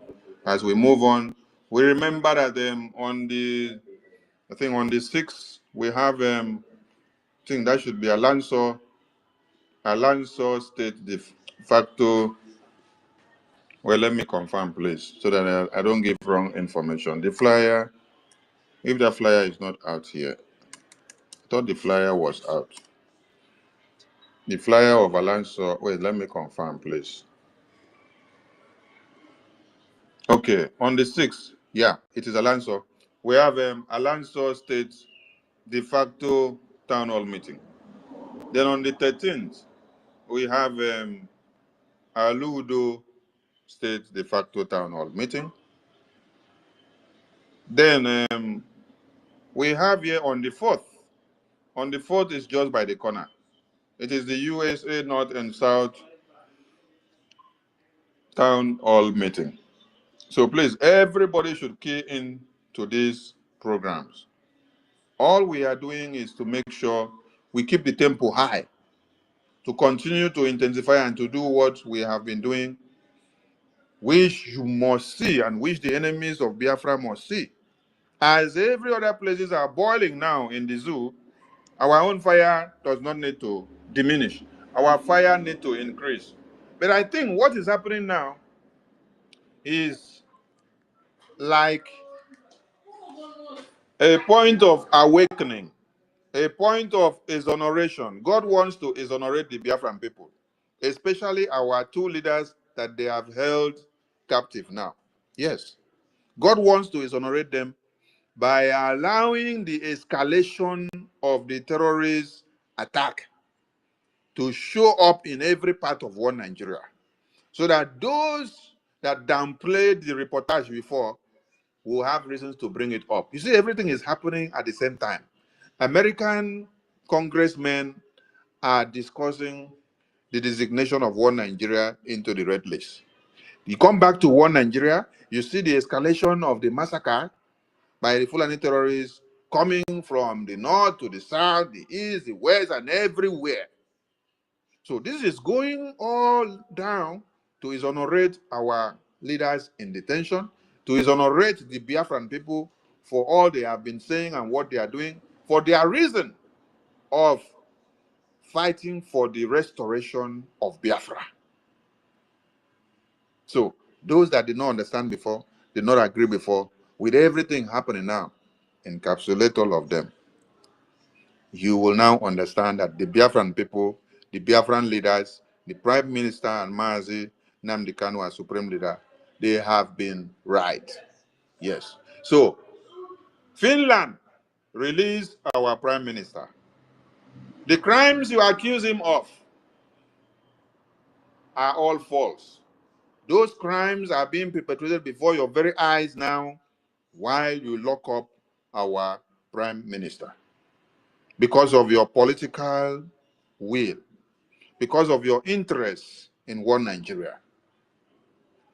It is not what you get now that will matter to you, but what you will become tomorrow that people will speak well of. So don't try to please one Nigeria who are on a suicidal slide, who are seated on a time bomb because of your love of the natural resources that you have seen in one Nigeria. It will be unthinkable for the ancestors of Finland to sleep and wake up and see that they sacrificed their lives for Biafran people during the genocidal war, and then their children, which they taught how to also sacrifice for the Biafran people, in their own time now, are the people working to betray the Biafran people. Don't let the good legacies that we have for Finland be thrown into the mud. Alex, stop.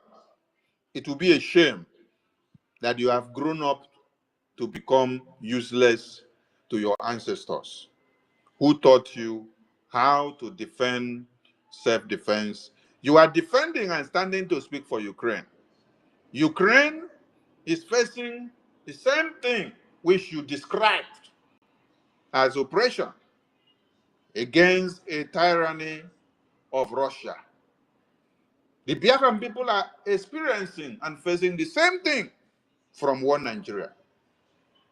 The same way that you pamper and project Zelensky as the hero standing to defend his own people is the same way that the Prime Minister Simon Ekpa that you have detained is standing to defend his own people of Biafra against the terrorist attack and invasion that is coming ahead of his people. The evidences are everywhere. And if you need more, you will continue to get more evidences. Because as they break, that is how one Nigeria is unfolding more places of where massacres of Fulani terrorists have happened, which is the reason why all of us woke up to cut off the branches, the roots, and the stems that are connecting our people to become vulnerable and volatile in the hands of one Nigerian terrorist. Let history not speak ill of you as Alex Tapp, standing to speak for Finland. Do the needful and release our Prime Minister. We salute all Biafrans. Rage and Fury, the mic is open, and others that will need the mic, please. Everyone can come to the mic. We'll spend a few minutes and then we'll bring it down. Thank you.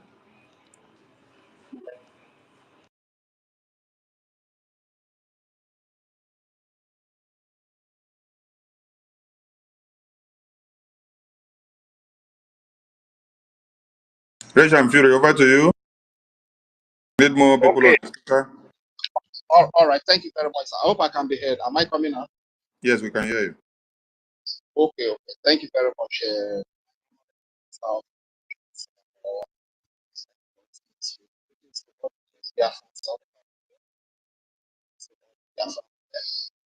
All our leaders, thank you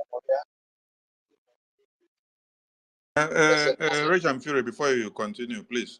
I forgot to appreciate my media team. My media team, thank you so much for all you're doing, keeping the fire burning, because it's not been easy. You have all been sleepless, starting from morning till night. You're all there on the media, doing one or two to see that the energy continue. The Prime Minister is super proud of all of you, and he encourages you all to do all you know to see that your freedom is granted and restored. Thank you so much. We continue. Regent Fury, back to you. All right. Thank you very much, sir. Thank you. So, my duty to all our leaders, to our father, to his vision, and up to the time of what we united, the fire for freedom, and to our leader, Mazi, Kenya, there are a lot of yes, up to our Prime Minister, His Excellency Simon Pepper, who stood up to defend us here at home, defend our women, our babies, our children, defend our youth who have been killed and their organs harvested, our old fathers and mothers, the Nigerian sponsored terrorists, Foolani terrorists, those in uniform will come with their air bombardment and bomb them while they are asleep. And the Prime Minister rose up to send us a special that one, and as well to our acting Prime Minister and to every leader, different department, the military department and the other department, especially the Chief of Defense Staff, staff. So thank you very much, and all the commanders and all the commanders. Salute you, and special greetings to our Elias, our lobbyist, Elias Terasuli. He was here before, but I think he has left. Special greetings to serve for that great education that came to us. Our people need all this education. They really need Elias. I just hope they will learn. So, greetings to all the honorable cabinet members of the Republic of Nigeria. Like you rightly said, sir, see who they give guns to terrorists and give them free passage coverage, with the coverage of the military. So they are the ones that give them back in the government that from point A to point B everywhere in that contraction for Nigeria, you understand? So I've not seen it. I mean, being an speaking Biafra that Fulani went hunting and killed a bushman and came to say, I'm not a So this is the type of hunting just look for innocent people to the head of the Nigerian government just because of the simple of Islamization and it's very, very appalling. That's why we are appealing to our people that we must stand united and fight against, because those that are determined, those that are out to kill us, are very united, irrespective of their colors, irrespective of the language, right from Britain up to the Fulani terrorists, up to the political stooges, in the name of governors, senators, president, and whatever you call them. They are very united in their quest to get us executed, to get us eliminated. This is why we need unity, we need to be united, so as to defend ourselves from the ends of this blood-sucking demon.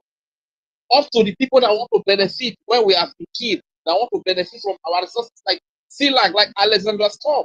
They are very united, you understand? They don't give a toss about what happens to us. They don't give a toss if our women have been raped and put incited into their vagina.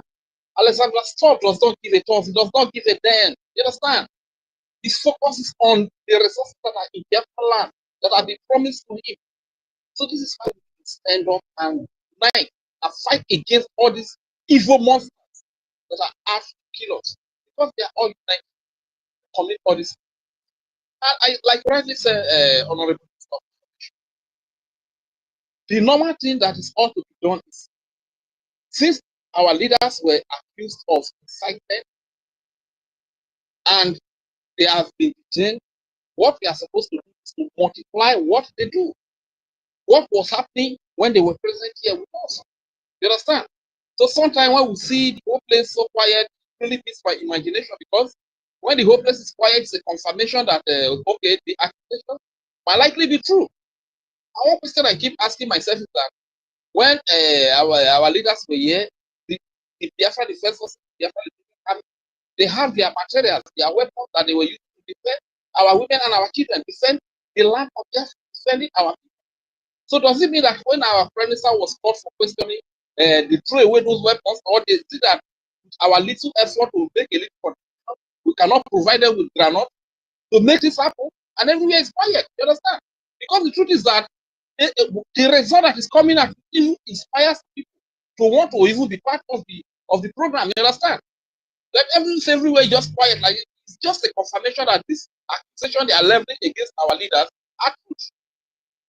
And we must not allow this to happen. Let everybody in different departments, the kind of fire that is happening on the social media, let every department put in this fire. Give 110% fire. Let everywhere be hot. You can see those people that are hosting, some of them, they will host it for like 2 days as they go. This is determination. Not that they don't have anything. Sometimes they will leave everything they want to. Let's have this kind of sacrifice to see that this are everywhere is on. We multiply the defense of our land in the absence of our prime minister, in the absence of our leader. We take it like raise to power 3 again, or raise to power 10. On their behalf, then now everywhere is just quiet. So just so my question to you now, Honorable Minister of Economy, is it that with our little effort of contribution, we cannot provide all these defense forces a little granite to chase away all these enemies that invade our territories? Now we begin to have IDP camps. What is happening? I don't really understand. Thank you very much. That is my question. Or is it that the materials they were used to defend the land, as they called our prime minister for questioning, they threw away all the materials? What is happening even during the time of ESN when they were not well equipped? They were still making this happen. You understand? So what is happening? Those are my questions for you, sir. I yield the mic here. Thank you. I will answer your question. Give me 1 minute, please.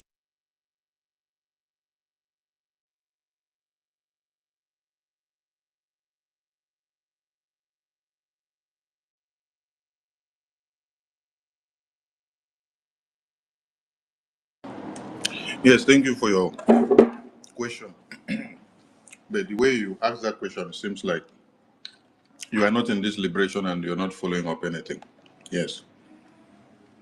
Because on Prime Minister's detention, there are some people that were given a mandate of coming to make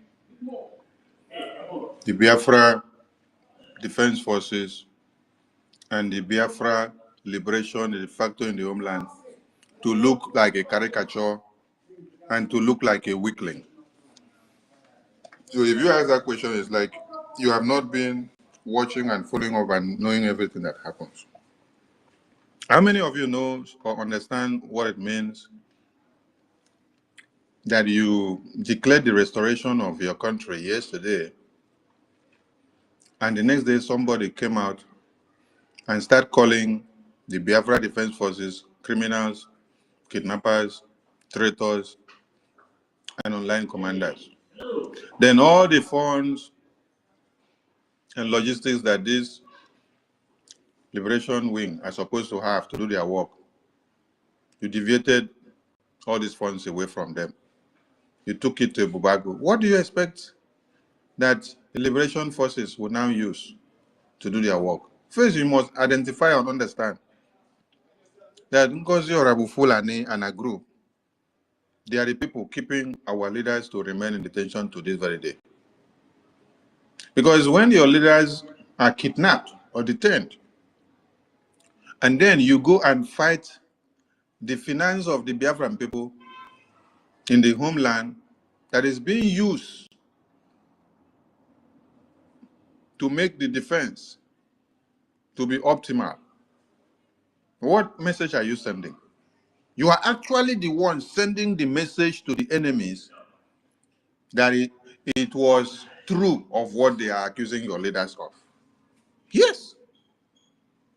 For you to now go and start fighting the finance, start going to go and start fighting the fundraising and postponing fundraising.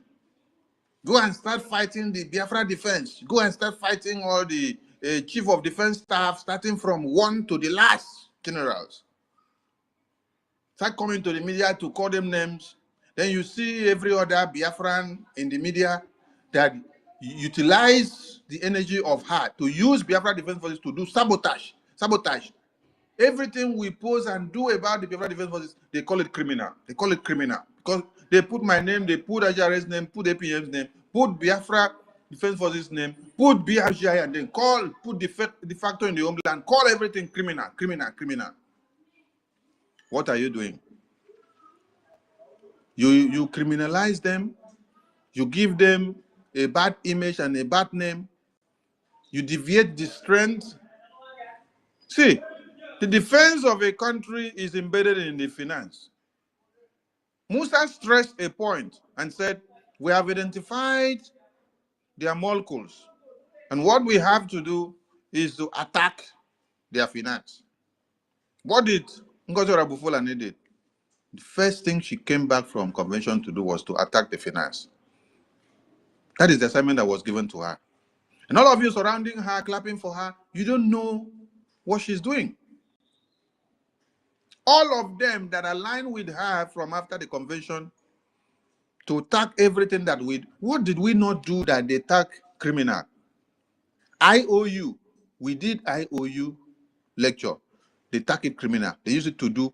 Is it, yesterday somebody was playing the video where Ngozi brought Islamic account and then said that our leaders, our prime minister and our supreme leader, that they were working with Fulanis. Then I was debunking that video, that our prime minister, our supreme leader never had anything to do with the Fulani terrorists. Then from that video that I was debunking, somebody was playing that video where R0RI was now using that video to say that I am lying. That I am lying. That the Fulanis are actually helping us. This is a video that R0RI did while she was still with Ngozi, while her brain was not working. So you can, when you listen to this video, you sit down and see and think, is this person okay? You listen to what she was spewing out from that video. What are you doing? You're validating the claim from Ngozi that your prime minister, that your leaders are working with the terrorists. Because you went and brought the Islamic bank account to give Biafrans. And we say, don't use it. We come against it. We pose out the dangers that will come against Biafrans tomorrow. And because you guys were on the verge of bringing Sonny down, bringing R0RI down, bringing Biafra Defense Forces down, bringing APM down, bringing anything that BRGI says down, you can go any length to do broadcasts to call the defense forces criminals, traitors, anything you want to call. Even when they bring, do you people know why I started this position on Marvelous Arenze? Ordinarily, I don't have time for anybody ranting in the media. The reason why I started this position on Marvelous Arenze is because Marvelous Arenze went to go and bring and do a video of New Mandate website. He went to go and click the website when PM posted for palliative. And then he now use it to validate the Tash Bank Islamic account inside New Mandate and said that Prime Minister endorsed the Islamic Tash Bank account. That is why you saw me do a position against Marvelous. What message are you passing to Biafrans? We are looking for a way of revamping the damages that you people have done, and you're now going to go and use Prime Minister's Twitter page to validate your Islamic jihadist terrorist bank account, which Ngozi brought against Biafran people. And you're lying against the Prime Minister and say that he did it just to be able to make a point. Just for you people, then when the Biafra Defense Forces will come out and say, we don't have anything to do with the Islamic bank account, everything now is torn apart. So, if you all follow up everything that has been happening after the declaration, you will understand that when they came up to start confessing that they took over 50 million naira to go and do contract with the Bubagu Caterpillar, they took over 80 million naira to go and do propaganda marching. And every day they are gathering to raise more money to do more recruitment with the Bubagu. This time it is Sapele that will go to 47 is now being used as the middleman to liaise with Sapele for them to do more recruitment.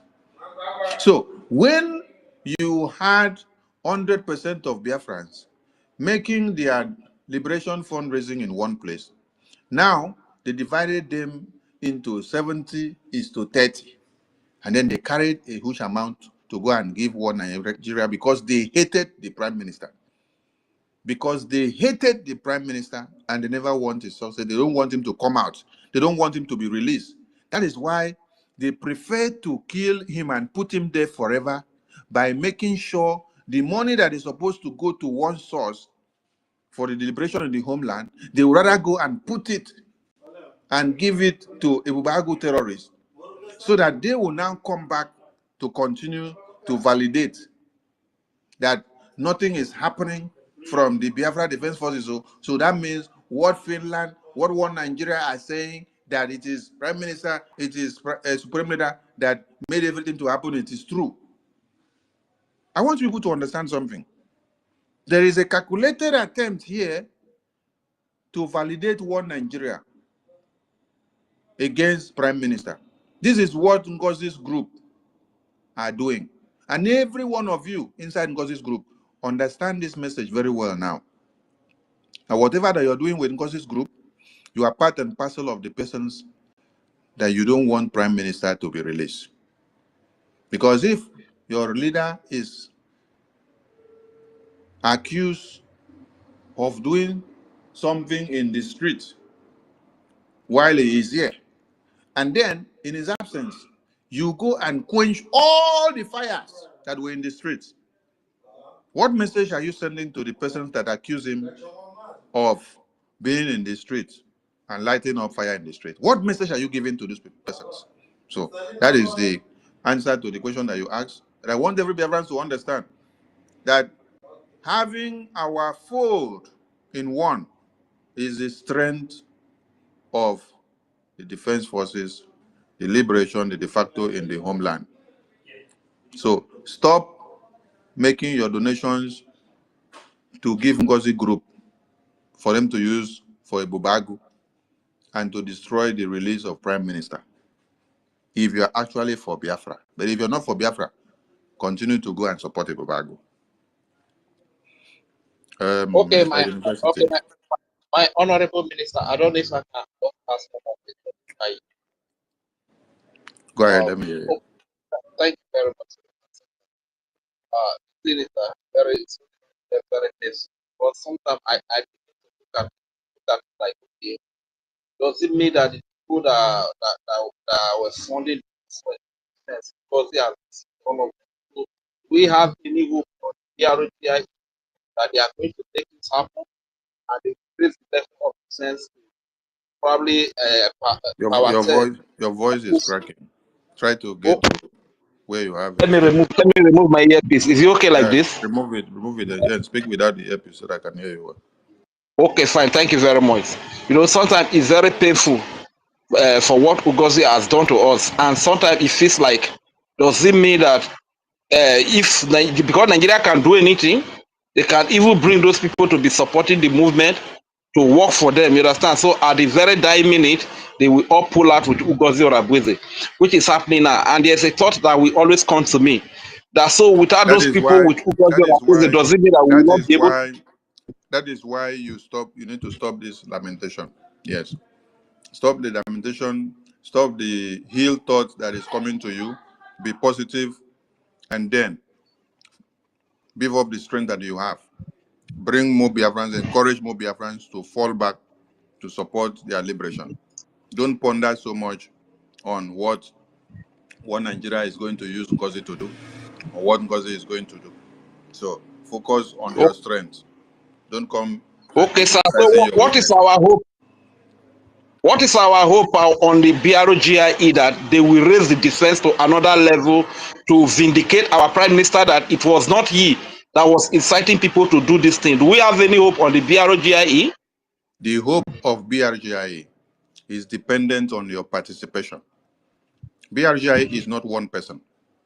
R0RI is made up of all of you. So the strength that you give to your liberation is what R0RI will make to catapult you to the next stage. So if you are not hopeful to yourself, how can you make a difference? So when you hear R0RI, it's not Sonny, it's not university, it's not Ajare, it's not 1 million, it's not you alone, it is all of us. So don't be hopeless of yourself. Don't push it and say R0RI. You are part of the R0RI. So be hopeful to yourself, gather your strength, look for every resources that you have to bring up so that you can make a difference. When you start being hopeful of yourself by yourself alone, you will make a difference by convincing others and bringing others on board. Don't open program and start lamenting and crying as if you have no hope. Be hopeful to yourself first before you now try to summon another person's hope. Thank you. All right, thank you very much, Honorable Minister of Information, for the opportunity. I'm just worried because our prime minister needs to be out, and we need to raise the power to another level. Thank you very much. What you will do, what every Biafran will do, is what will bring our leaders out. So let us multiply what we have to do and stop pushing the responsibility to the name R0RI or the government alone. The government we have is not a government of Sonny or APM or PM or Ajare. It is the government of the people, for the people, and by the people. The people makes the difference. The people come together and make it happen. So when you go with the ideology of one Nigeria, of what will I get from one Nigeria, you will not make a difference. Rather, what can I contribute to the government for the government to move to the next scale? That is the ideology of a patriotic citizen that is ready to see that his government makes a difference. Thank you so much. Mazin Kudinamba, over to you.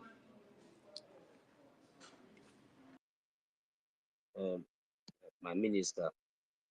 And good number is off. 1 million, over to you. Quickly, before Mazi Kulinamba will come back, let me first of all send my greetings to you, our Minister of Information. We really appreciate you for representing. Thank you so much, Honorable Minister. Thank you so much. And for all that you have been doing. So, and at this point,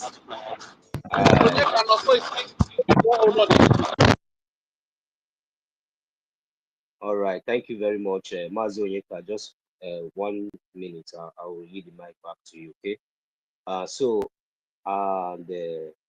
For the question that our brother Mazi Ridge just asked, I just want to throw more support to your submission, our information minister, because you see, in this liberation phase, since I myself started following up, I have never,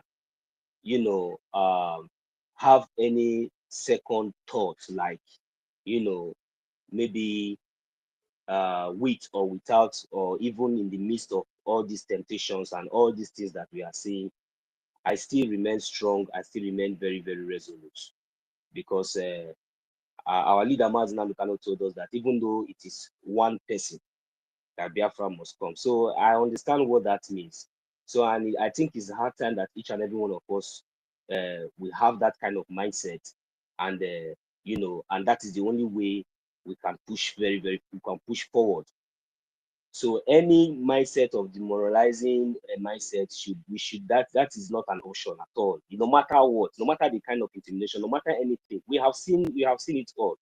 So there is nothing that is going to come up today that we have not seen before. Even the sabotage here and there, everywhere, we already seen it all, you know. So it's not something that is going to move us now. So I want you to know, my brother Maziri, there is hope, very strong hope, very serious hope. I am telling you, my brother, there is no. Just forget about all these things that is going on now. That the way you are seeing. Look, when the time comes, because we are just here, we are citizens. You know, we have to keep on doing what we are doing. That is the reason why, because we really understand what the time is right now. That is the reason why you see each time, even on the spaces, we call for fundraising. We don't have time for all this, you know. There is hope. Forget about all the, there is serious hope, a very, very serious, a severe, big hope. That thing that you are waiting to see, my brother, we are not playing. The government is not joking. The Biafra Liberation Army, they are not happy with what is going on. You understand? But our effort, just like as our information ministers have said, that is what is going to give you exactly that answer that you are looking for. But even if or without this sabotage and all these criminals that you are seeing around, I am telling you, my brother, there is hope. Because you see, Biafra, this our freedom is nothing, is something that that has been ordained. So it's something that nobody can negotiate, nobody can stop it. So it's just that, you know, they say faith without work, or without work, without action, or without, you know, is nothing. You understand? So the only thing that is there is that we must continue. That your one agenda. Do you think that it is not going anywhere? Don't worry. Very soon you will hear the result. You understand? So, you know, like you also ask another question, like, does it mean that what happened, that this is that? No, no, no. The fact is that as it is right now, our funds, our funds of our defense was, you know, they tried to sabotage it. And at this point, you don't expect things to continue to just move just like that before, because this our Liberation Army, and even we ourselves, we really need to take time, just like what we have been doing all this while. And I think by the grace of Almighty God, I think our people are now coming back, and this is the results that we really need. Then the conscience of the people are waking up. Now the people are now, you know, getting the message very clear. It's not like the way we expect it that we are going to see it. The ways of the Biafran Liberation Army is not the way of, you know, the way we see it. They are army. We are civilians. You know, we just have to do the needful. Our land, the protection and the defense of our land is their priority. So you don't expect them to come out now today and go and do something, and the next time they run out of. No. They have to be really prepared, because you see all these things that is going on.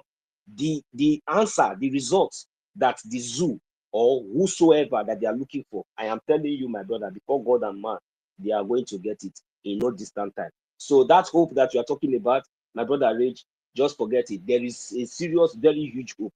So I will continue to do the needful. And I pray and I believe that our Liberation Army is going to do something in no distant time.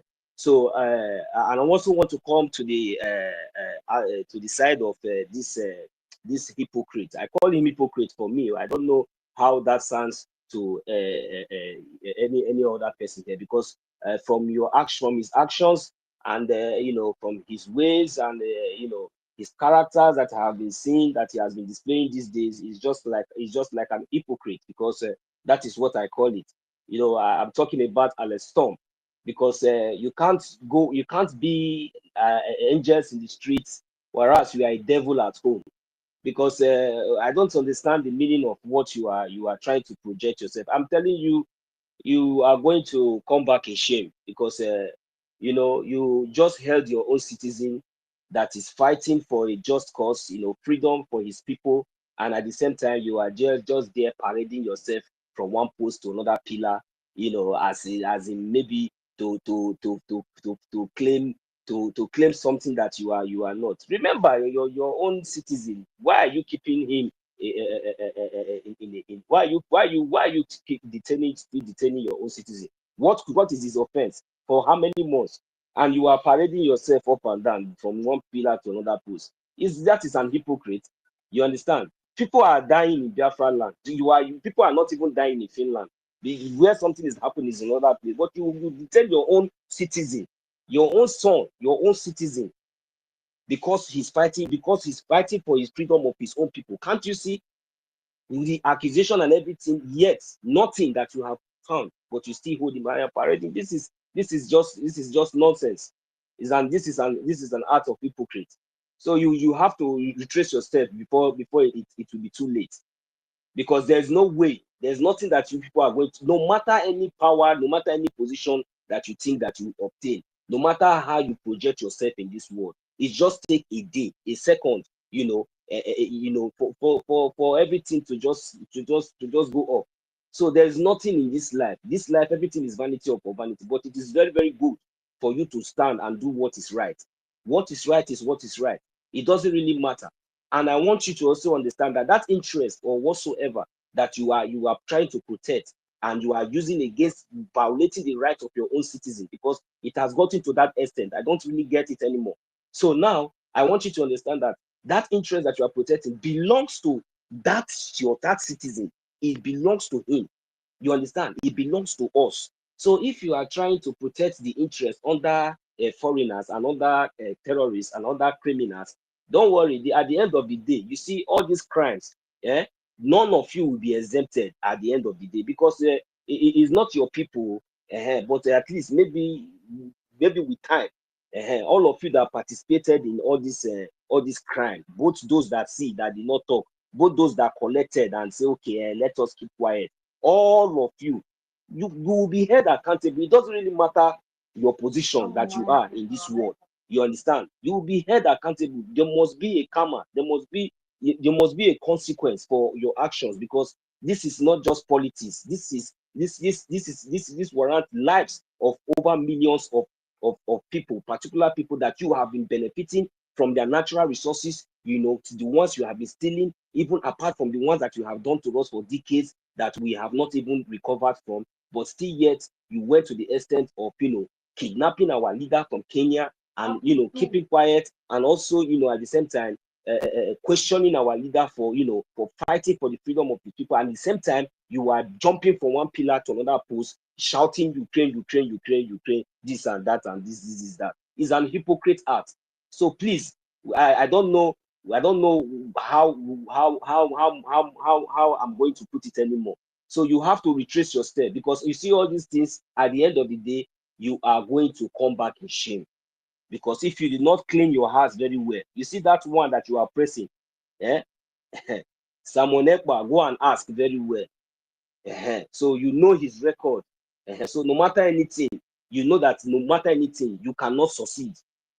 Because even our leader, Mazi Nnamdi Kanu, they have not succeeded.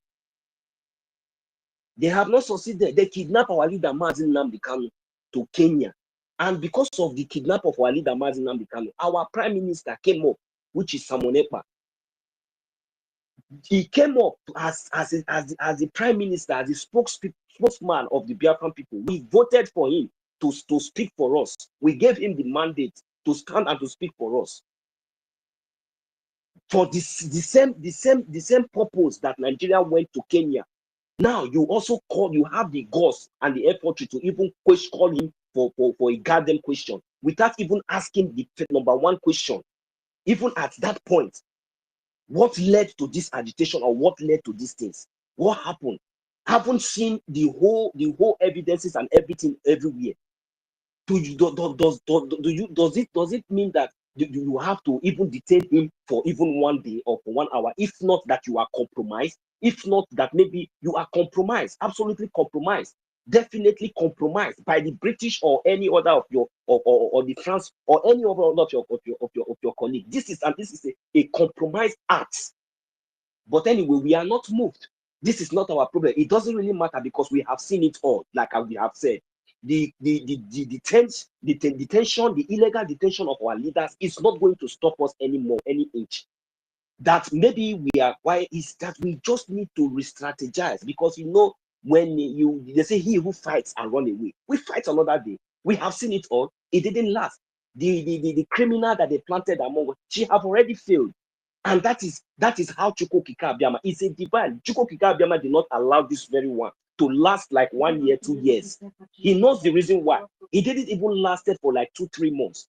And everything just opened up and everybody now are coming back and we are getting up. Yes, it's okay. It doesn't really matter. We know that the zoo, it seems like they are now gallivanting. And no. Allow them to be gallivanting. I reminded them that, look, the band of every terrorist zoo uniform or any of their offices in Biafra land, in the whole 40 states of Biafra land, remains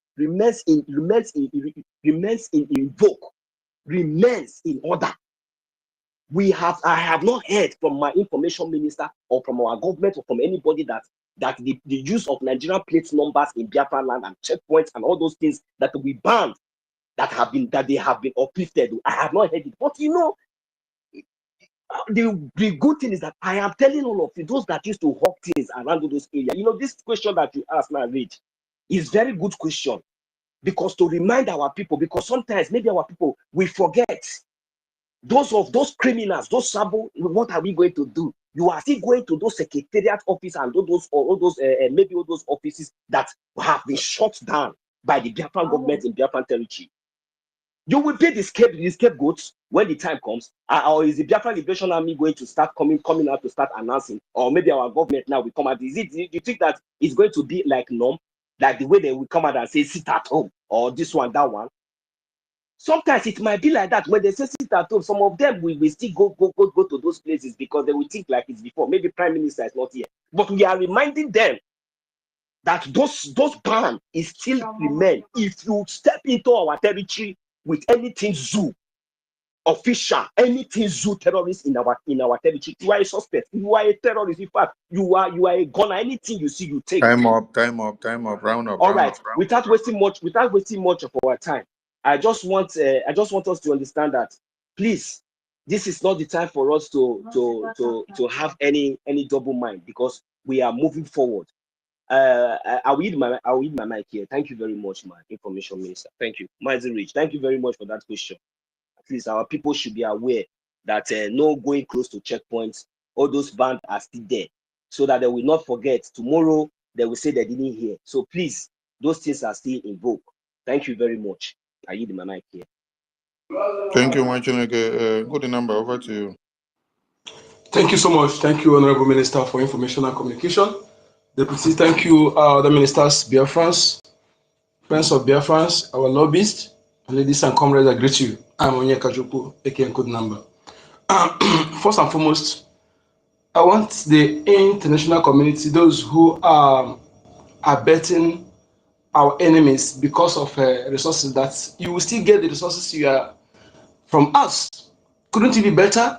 You save life and still get the resources than destroying innocent life because of resources.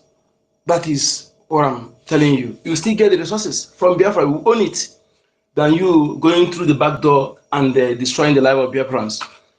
Thank you. Again, I want our people to understand what it takes to defend territory. You know, you don't go into battle with manage. You don't manage and go into battle. So you have to be sufficient with what is needed before going into a battle. So to avoid being stranded on the way. So that is why we must focus in increasing our funding. We must focus increasing our funding, and also I'm calling those of you who are abetted this breakaway terrorist group, which is chaff that have been separated from the wheat. Yes, you don't need to go back and sit down. Some of you who realize that you have made mistake, you go back and sit down. It's not the remedy. You have to come back the same place you told people that this person is a criminal, this person is this. You come back and still tell them, oh, sorry, I have misled you before. What I told you about this person is not true. Please come back. Let us continue what we're doing. Yes, that is the only way we'll be free. Because you have used their mouth to mislead people, you know, and without asking questions. I'll be telling our people, learn how to ask questions. And when something happens immediately, don't take action immediately. Don't take decision immediately. When you take the decision immediately, you always end up making mistake. Like when you say, people are running, everybody's running. Don't just start running because people are running. Sit back, try to know what is pushing them, or know where they decide to run to. Okay, not just pick up running because others are running. So when somebody tell you that this person is a criminal, ask for evidence.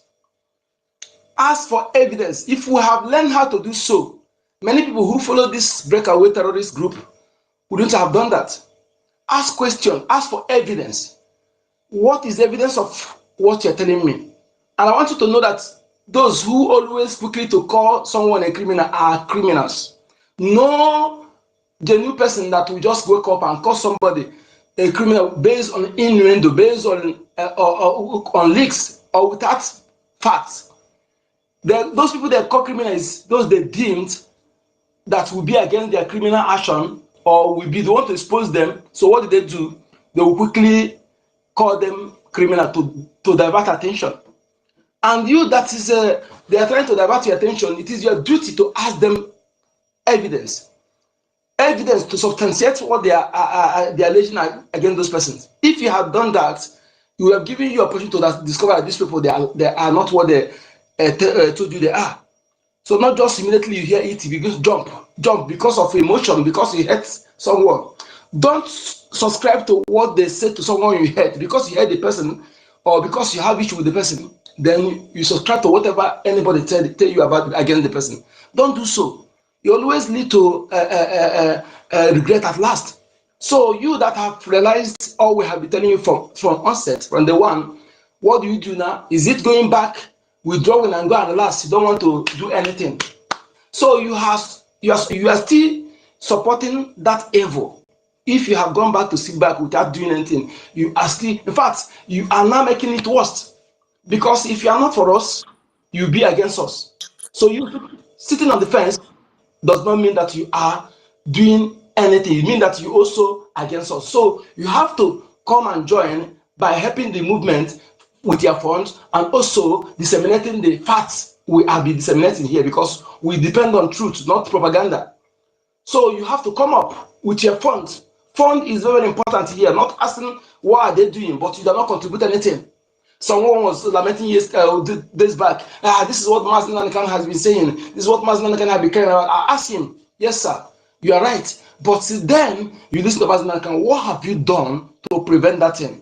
What is your effort financially? What is your effort medially to prevent those things? Or you just sit back.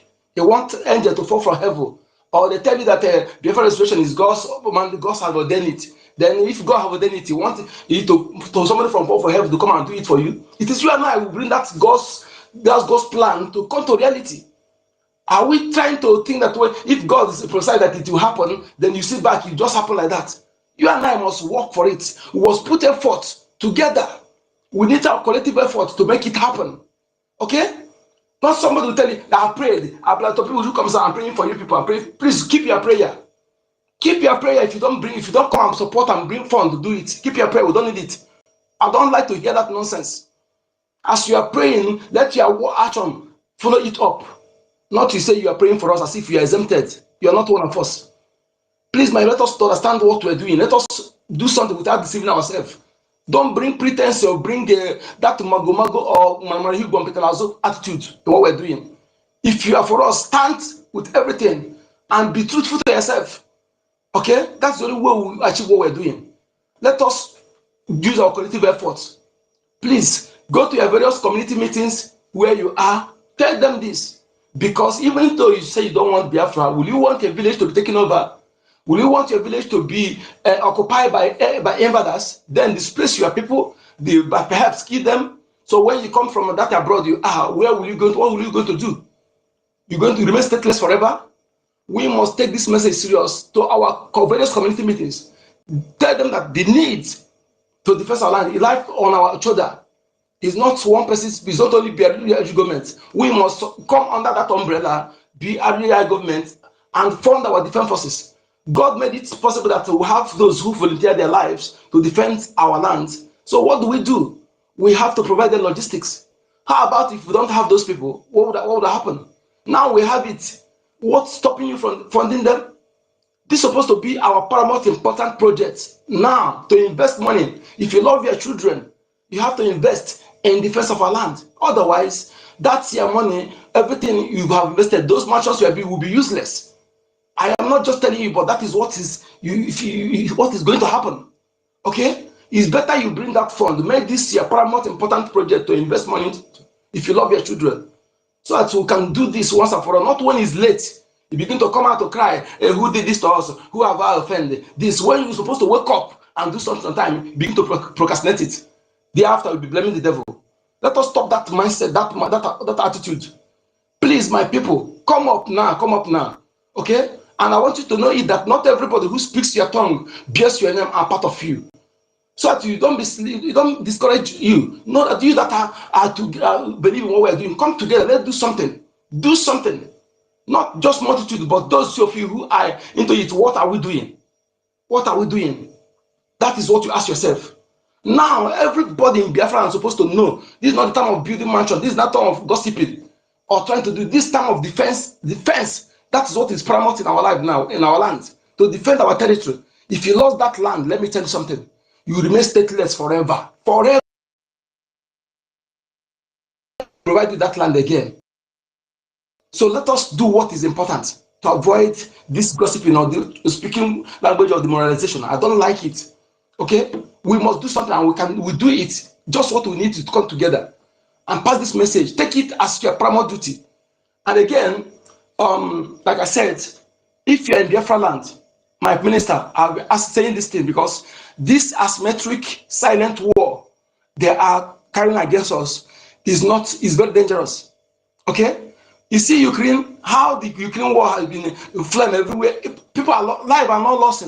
What we lost in Biafra in a week is more than what Ukraine have lost since they started their war.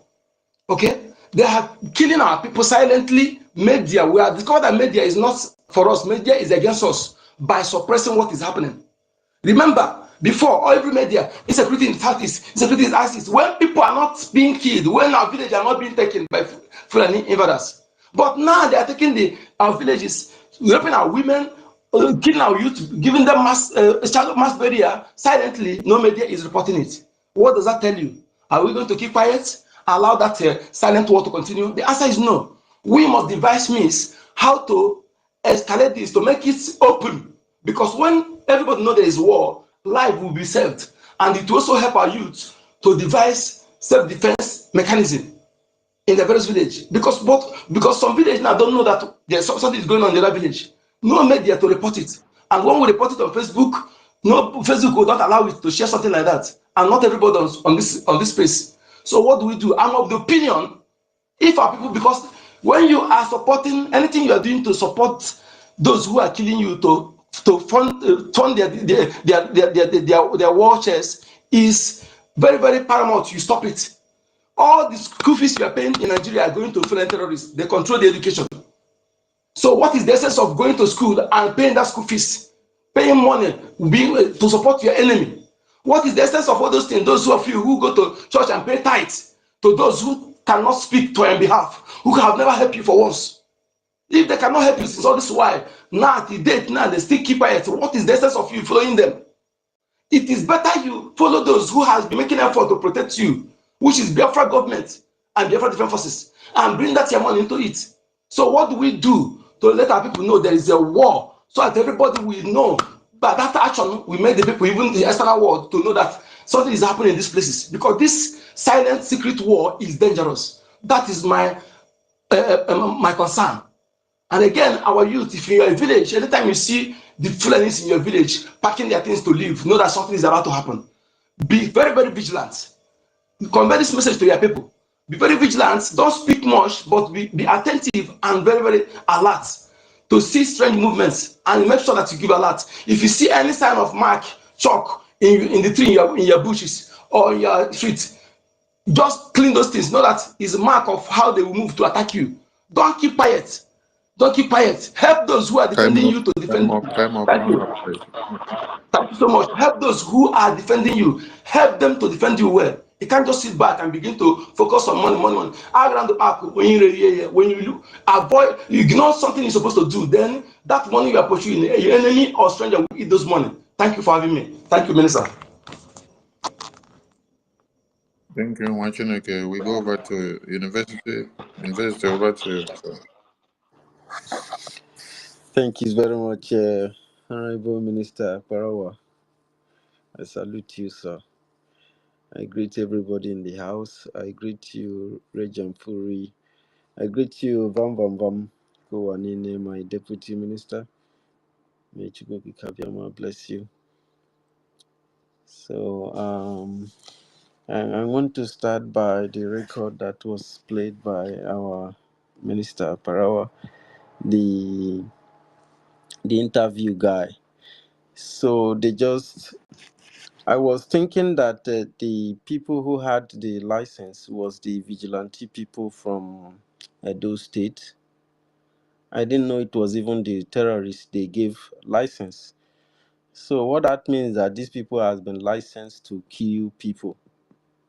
They've been licensed by the Nigerian government to kill people. There's a guy they call Murphy about this situation in Edo State. That guy is claiming that Fulani is no longer kidnapping people, and I was live doing that. He challenged people. Anybody from Edo State who can challenge the Fulani in their move for revenge. He is even claiming that they are no longer saying, they never said they want to do revenge. So that guy, nobody from Edo State was able to open their camera to challenge. He challenged everybody. If you open your camera to challenge the Fulani, that if they dared carry out any revenge, that their people will be disciplined. Nobody fee open camera. You see the cowardice. What's going on? Okay. You see the cowardice that I've been telling these people in Edo State. When you want to fight yourself, you are very, very strong. Now you have a situation in your hand. You have war situation in your hands. And you people are there doing, you don't know what you are doing. You are playing with your life. People have been licensed to take your life. And all this why your problem has been Biafra IPOB. I hope that your eyes is being cleared now, because your governor have said that anybody that is dealing with Fulani shall be disciplined. What I want to put to our people in Igodomigodo in this light is that we are at war, and we Biafrans are the ones saving life here. So now you have seen whatever we have been preaching, all those other things you people are doing with Nigeria, this and that, those things are not going to work. You are going to waste time and resources trying to play all those games. It can only last for a while. You know where the solution lies. You know the plot of Nigeria against our people. Their plan against us is to conquer us and take over our land and Islamize everybody. It is not going to be sweet. So there is two things that is coming, my people from Igodomigodo land. Good thing and bad thing is coming. Life is going to be good. Life is going to be good. Good life is coming in the future. That's for sure. But bad life is still very common, because this life is not going to be sweet for everybody. Because some people are bent to hunt us down in our land. And there are thousands, if not millions of you, who are enabling this thing that is happening. And it is only few poor people that is talking. Apart from the governor of Edo State, who could not become a coward, at least that was the first time I see Nigerians stand for something. Because it bites my stomach even listening to their news. I don't.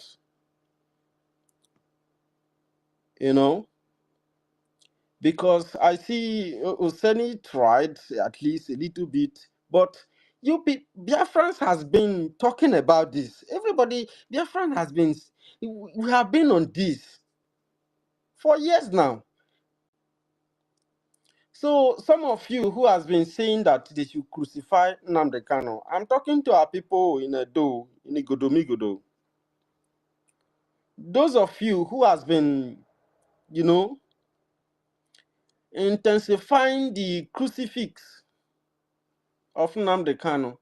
So you people don't really know the reason why you arrested him. You don't know what he has been preaching, he has been saying all this while.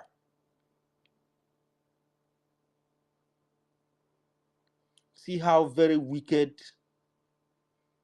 you are to yourselves.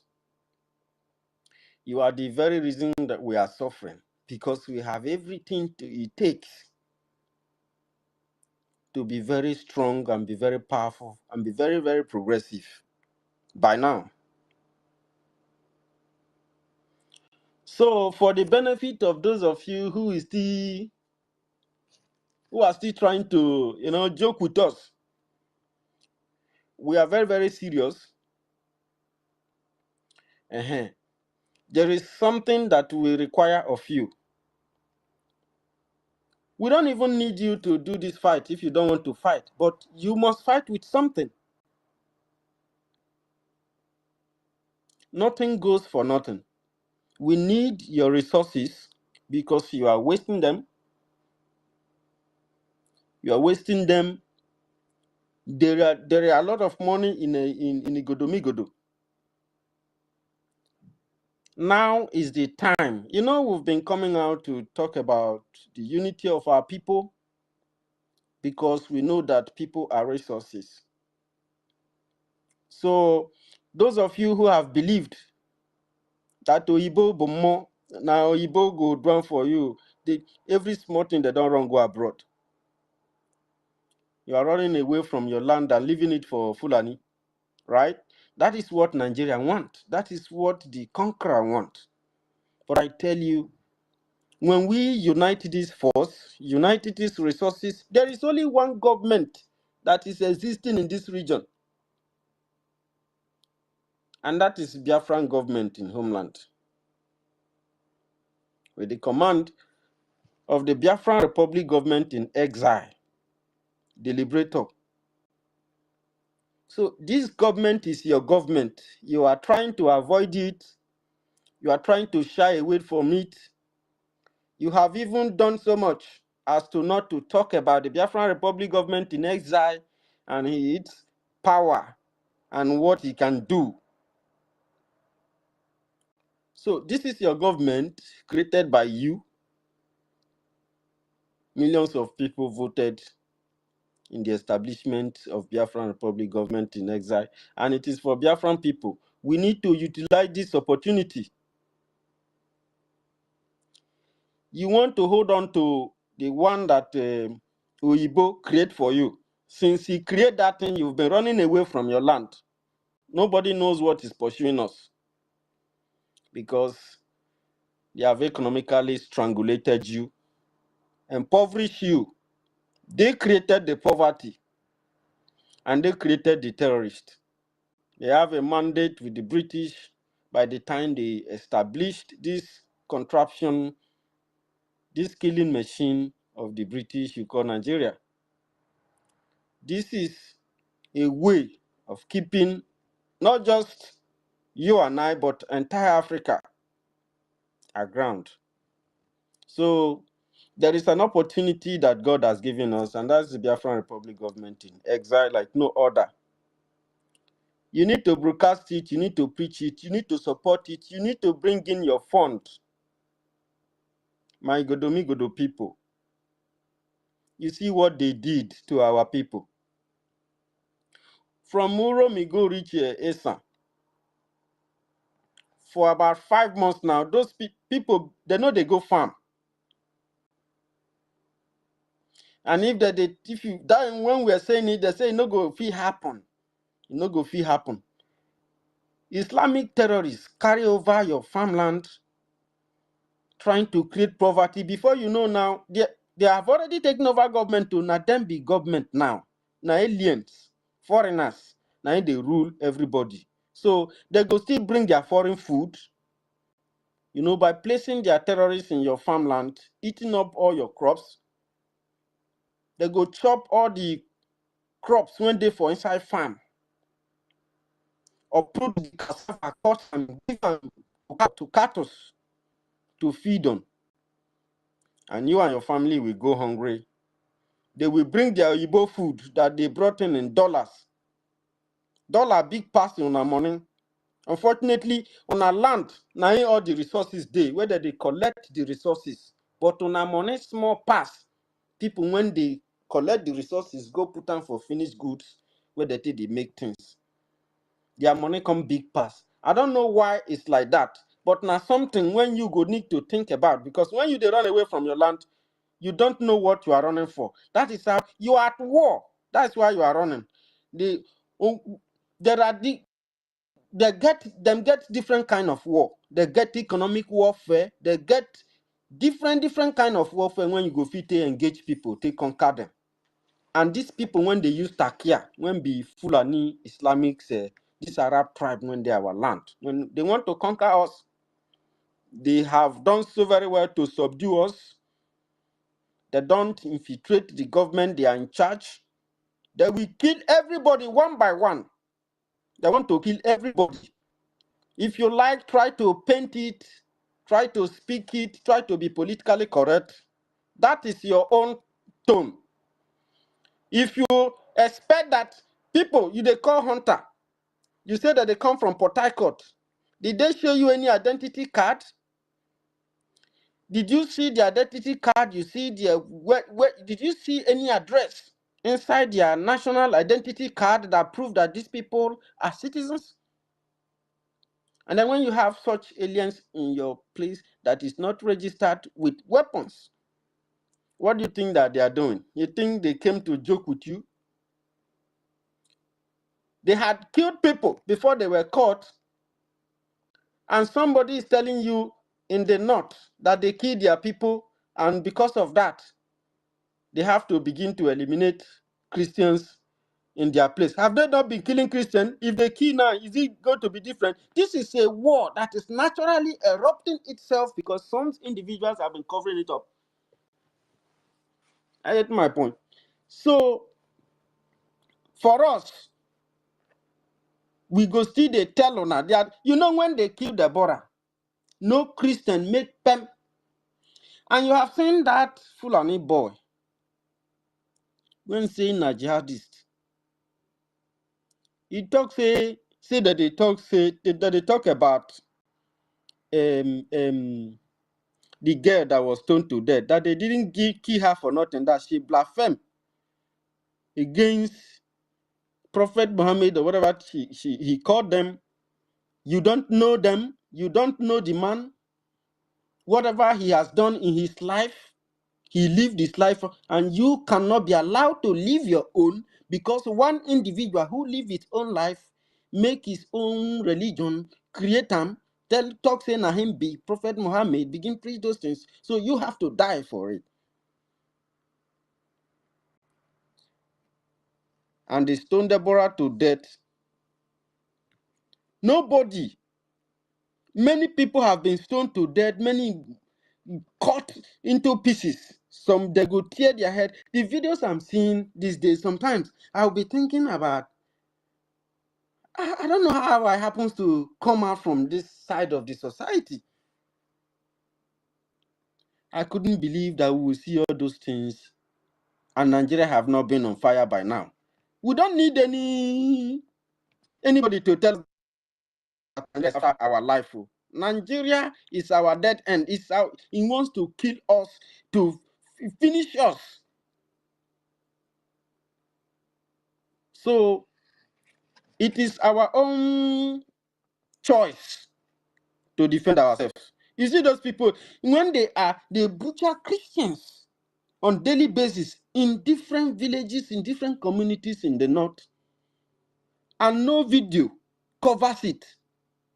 But you capture terrorists that have butchered family members. You capture them, you are videoing them, and they are telling you that you are committing public justice. Your own self-defense now is now a public justice. But when they butcher Christians in the north, that is not a... Sometimes the video, these people went to the church, they butcher everybody. Even the army, the Boko Haram, they have recruited now into the army. Boko Haram now is now the Nigerian army. They have been inaugurated. They said they have repented and they inaugurated them into the federal army. They came to our land on the Christmas day. They burned people alive. People not feature up Christmas. Okay, because it's not your village. Not concern you. Now it don't come our doorstep.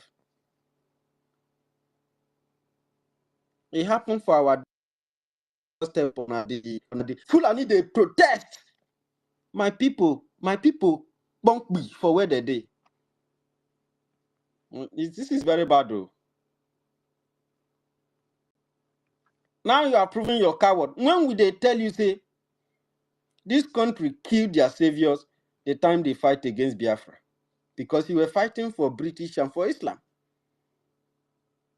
And today, your eyes is now very clear that Biafra is the only solution that Nigerians have. The only solution, the only way. That is why the Biafran Republic government in exile is a government that you cannot joke with. A government that is fighting a battle. Do you know what we are into? So those of you when see they carry your money, they go put for they give super chat for person where they do dating, where did they do you? My brother, they waste your money. Let me tell you, the best offering when you go give for your lifetime, now the one when you give in defense of your land. So Fulani don't kill our people, kill. Nobody fit talk. Until some people, their mother go farm and not come back. Their children go school, they not come back. Now their eye clear, say, matter when we dey, what we are into. Now our life and death too. This is ethnic cleansing. They want to cleanse us. They want to dump their Quran in the ocean. They want to overrun us. And then they cannot say they are coming. They have regrouped and they are coming. He said that Yoruba people were being pretentious and hypocritical. That that they should go to their villages and see what is happening. Their communities have turned to their kings are now imam. They thought they were fighting against Biafra in the 60s, but now their eyes is very clear how they use themselves to conquer themselves. If you are not clever enough, Nigeria is telling you you are not Igbo, you are not this, you are not that. People from the same region, a foreigner is telling you who you are and who you are not. And you people from Edo, now they carry the message. And it's very, very clear now for everybody. So Biafra is the only solution. There is no other way. There is no other way at all. For us, there is no other way. So we go fight. Making go happen. But this freedom, my people shall be free. That's a fact. And we are getting there. Somebody said before, he said if you get tired, park one side, relax, take a deep breath, sleep well, refresh your mind, come back. And we continue. So my minister, thank you so very much, sir, for the opportunity. We there with you. We there with you. In short, I'll go look for one of the pictures where they still make your face look one kind, make I put on for my profile, because that's how we roll, you know. Because they are gone. When they were starting, we told them, don't mess with Biafran Republic government in exile. Allow this government to function properly. They were dancing, but look at what you have got yourself. So all of you there, you will hear word, and that's for a fact, because the government will continue to do the needful. We have so much to do. So sir, I hit my mic. Thank you.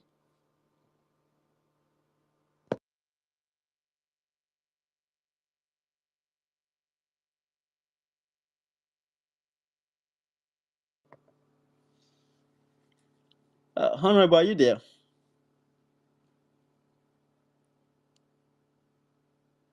Yes, I'm watching it. Thank you. There, sir. There were. All right. We go to Afam. Afam Chukwu. Good evening, everyone, and good morning, fellow Biafrans. Respect to all the ministers, most especially the host, my Minister of Information.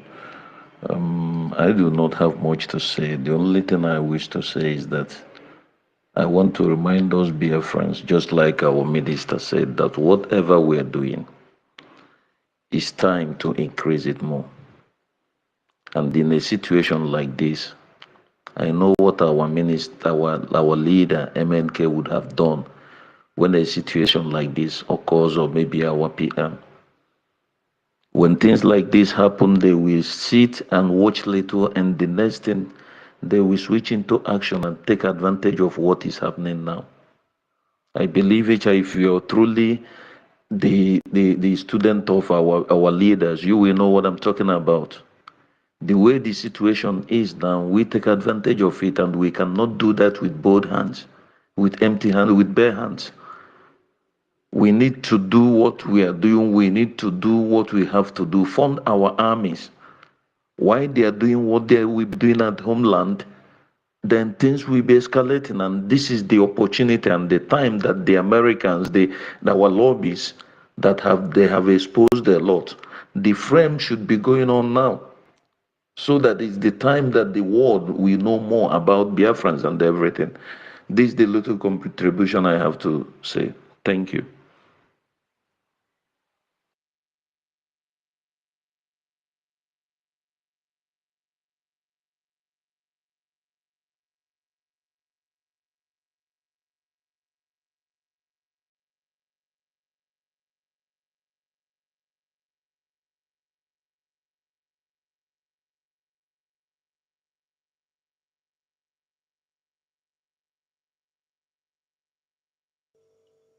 Minister is done. Oh. Maza and Esther, you can go on and continue. And Esther, is Yes. ancestral word. Ancestral, over to you. Okay. Good morning, everybody. Good evening. Good afternoon, depending on our time zone. I thank everybody for this space that we are holding. Everybody is speaking his own mind. True, we are in a very bad danger, very bad time. The only thing I can say is I don't know how we can make this thing to reach the people's ear and mind so that they will know that the only thing that can save us is Biafra and sponsoring Biafra, funding the BDF. But it's quite unfortunate that 5% or 10% of us who are very serious committing our money, our time on this thing is very minimal. People, they believe in Biafra. When you tell them in their marketplaces, wherever they are, they will tell you, yeah, when Biafra will come, when Biafra will come. You tell them, how do you make sure Biafra will come? Have you funded Biafra? Which unit do you belong? How do you fund Biafra? They will start looking at you. The only thing they do, but they see the Fulani killing people every day by day.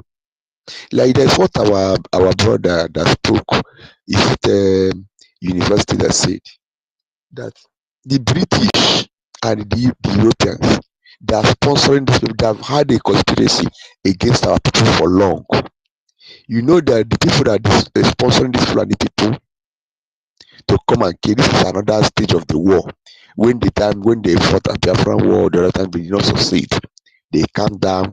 Now they hand power over to the Fulanis, sponsoring them with sophisticated weapons, dangerous weapons to betray our people. They start from the farm, our farmland. They know that it's that place that all of us can run to. Our bushes everywhere, they're occupying it. Now what they do now, like our university said, they will uproot our farm produce, our seedlings. There is this series they call BMO, all these genetic hereditary seedlings. By the time they will continue destroying our farm seed and our seedlings in the farm, we cannot have our another one that we can use to return to the farm the next year, whereby we cannot go to the farm. Then they will, from all those Ministry of Agriculture, non-organization, all those things, I say they'll be giving us seedlings. By the time we can plant that one, we will have cassava that will, under 3 weeks, cassava don't mature. Corn, 2 weeks, the corn don't mature. We don't know that all those things will be killing our gene, killing our, causing cancer, reducing our the number of our lifespan on earth, because it has been long. These people have conspiracy to reduce our population, to kill us. Even what is this, that man that did it? Was it Elon? Oh, no, it's not Elon Musk. This man that has faith, or the richest man. I've forgotten who that is. Bill Gates. Yes, Bill Gates. Yes, Bill Gates. Bill Gates has one time that time we doing NSAS. They say we should bringing down this thing for people to be injecting them, and he brought another one and give people they will go and plant. You saw this thing. It is a calculated to wipe out our people, but our people will not sense all these things in future. You see, planning people, all these Europeans, they extend their plans, 50 years plan of war, how to eliminate us. But our people, we like our leader Nambika used to say, we only focus on buying and selling. We focus to preserve our future in next 100 years. It is only when we begin to reason like this, we have anything we have, we trade. The struggle on a daily basis, we give half of it, even 1/4.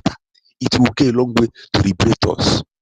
Okay, we know when our leader was broadcasting early 2014, 2015, 2016, before he was arrested the first time, that this woman, that this voice from this man from Yoruba land, he used to pray his voice, the Abolition Declaration 1989.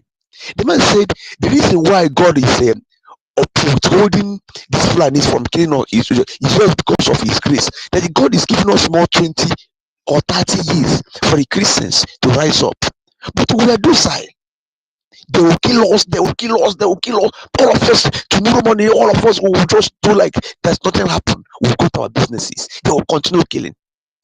But imagine just more 9 people they boot. The Fulanis take all over Edo in our own land protesting. Has this sort of thing happened? They kill our people in the north, will come out in the northern state to come and protest. It will become worse. They will kill off all of us. But all of us are docile. Like I said, this is like a calculated attempt. They go inside the church. From all these things come from the church. They will tell you, say, pray for your enemy, pray for your enemy. God will fight, God will fight. They will make our minds to be very, very shallow, very, very weak. They will be killing our people on a daily basis.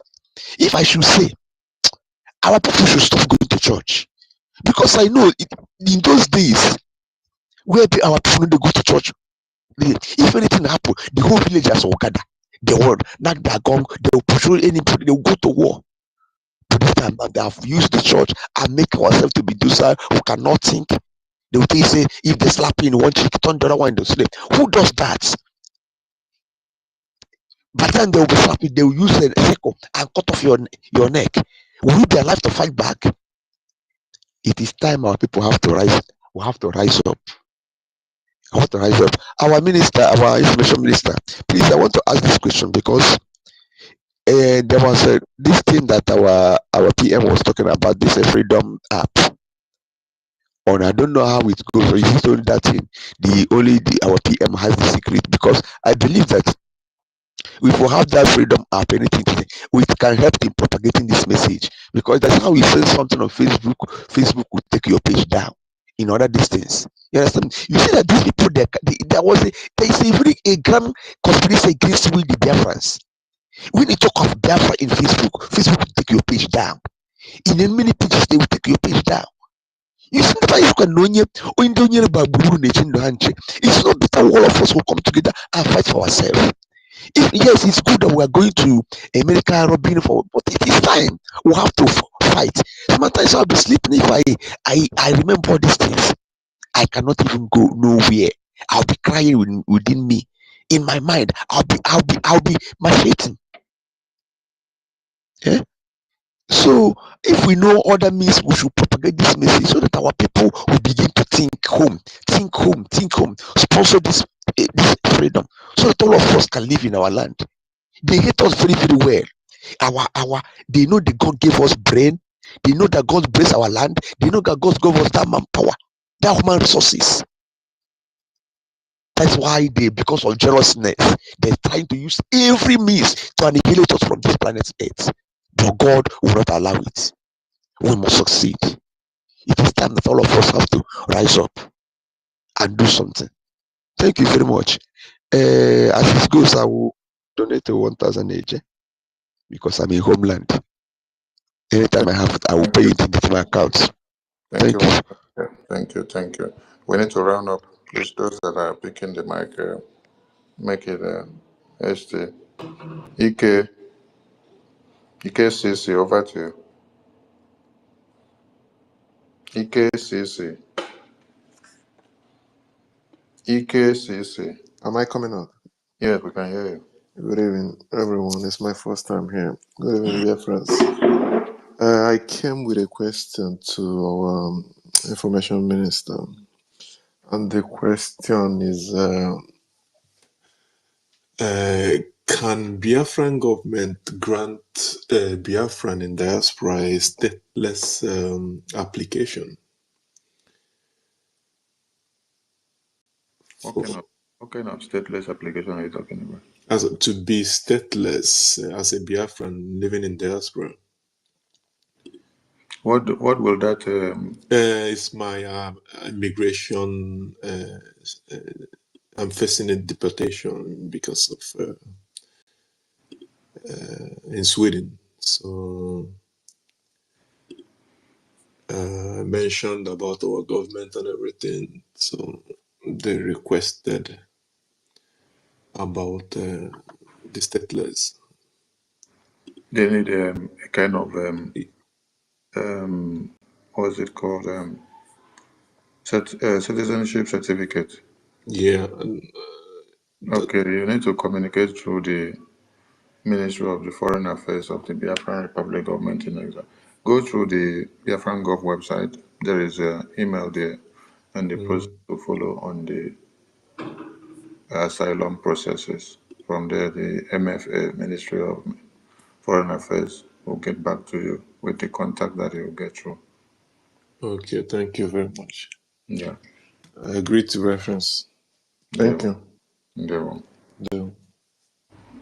So that also applies to all Biafrans. If you have issues in your asylum processes, the Ministry of Foreign Affairs are attending to Biafran issues on the Foreign Affairs unit because we understand the state that we are in. Many of you will be facing many issues. So when you go to the Biafra Gov website, you click on the contact button, contact. You click the contact, you see reach us by submitting the form below. Fill that form, put every information required, then send. You can see there for asylum support, there is another button down that says for asylum support. You click that asylum support button underneath. Go there, fill all the forms that you need. You see everything that is stipulated there in the MFA website. Fill up everything that you need. And then you will be attended to. Thank you to all Biafrans. Kelvin, over to you. Good evening, everyone. Good Yeah, evening, my information minister. God bless you so much. God bless everyone here. Like I always say, this is the only place I have hope from. When I come to this place, I believe there are my families here because we in the homeland here, we know how we feel. And everything that you've been saying here, it all lies on money. And where are we getting this money from? Those that really believe in Biafra and those that really have the heart of Biafra. It's not even easy to get money. Those they are in abroad, it's just few that really want to do this. But I believe in the words of my leader, Nandi Kanu, that even though it's one single soul that remain, Biafra will still come. That's what I just believe. And one of my brother was saying Facebook. I don't even go to Facebook again because Facebook is Nigeria platform. Facebook is meant by Nigeria platform. There are some certain things you post on Facebook, and because of that, I just delete the profile from my phone. I don't even have it. But the main thing there is that we on the homeland here, it's only Facebook they are using. If you tell somebody go and download Twitter, I will be asking you what is Twitter. I don't even understand this country. It tire me. It's only Facebook, and the Facebook na Nigeria get am. Nothing if you post, nothing if you do anything. It's just complicated. I don't know what to say. I'm just listening. Thank you very much. Thank you, Machinake. Dr. Mbato, over to you as we draw the curtain. Dr. Mbato, are you there? Dr. Mbato. Yes, my minister. Okay, over to you. I have to be very quick because I'm already at work. I want to know, please, when are we going to restart the application for ID card? It's very necessary because I know that our application is what gives people access to asylum support. Yeah. I want to know when it's going to be possible because a lot of people are facing challenges via this asylum issue. Even here, there is one guy that is also taken by immigration, and we'll be running around to see how we can get a lawyer to assist him. He can't go home, and possibly they are forcing him home because of his visa expiration. Meanwhile, his asylum is also based on Biafra issues, and he's a full member who also contributes a lot, which I'm aware of it. So things need to be done on that. As his asylum is based on Biafra issue, did he obtain the asylum document from the Biafran government to back up his asylum process? That is what I don't know, because a lot of people were on that process before Madam Bao shit for church. So since then, everything is pending. A lot of people couldn't get their asylum reply to get the support. Those who got it have also submitted to the government. Yeah, of which we are still looking up. So, but it's very important and pertinent that if the application for ID, genuine one, not the one the Power is doing, kick off, a lot of people are waiting to queue in, so that we can't leave everything pending because one mad woman is somewhere messing around. That thing that Obata will be a setup is, the reason why he set up all those things to assist and help most of our brothers who are struggling abroad. So this is all I want to ask. And again, I'm encouraging everyone. The gods must not do for us what we must do for ourselves. Let us support. Thank you all. I use my mic while I go back to work. Thank you, Minister. Sorry, I had a call and I didn't even get what you said again. Please, if the person did apply for his asylum paper to follow up his asylum application and he did not get a response before, let the person try again, please. And like we've said, you should have your application schedule or your interview open down or your process open down while you now start your application of your asylum document from the Ministry of the Foreign Affairs of the BRGI. Because those papers or those documents are not documents that you collect, you go and keep to use it in the next 10 months. The next 10 months, it may be needed to be renewed or a new one that should come afresh. So as you start your process, and then you have a process on in your government system. So according to the time given to you, that's when you now start your process. Start your asylum applications here with the Ministry of Foreign Affairs of R0RI. So that everything will key in line with your process. So the Ministry of Foreign Affairs is up and doing, and they have kickstarted their day-to-day activities as at before.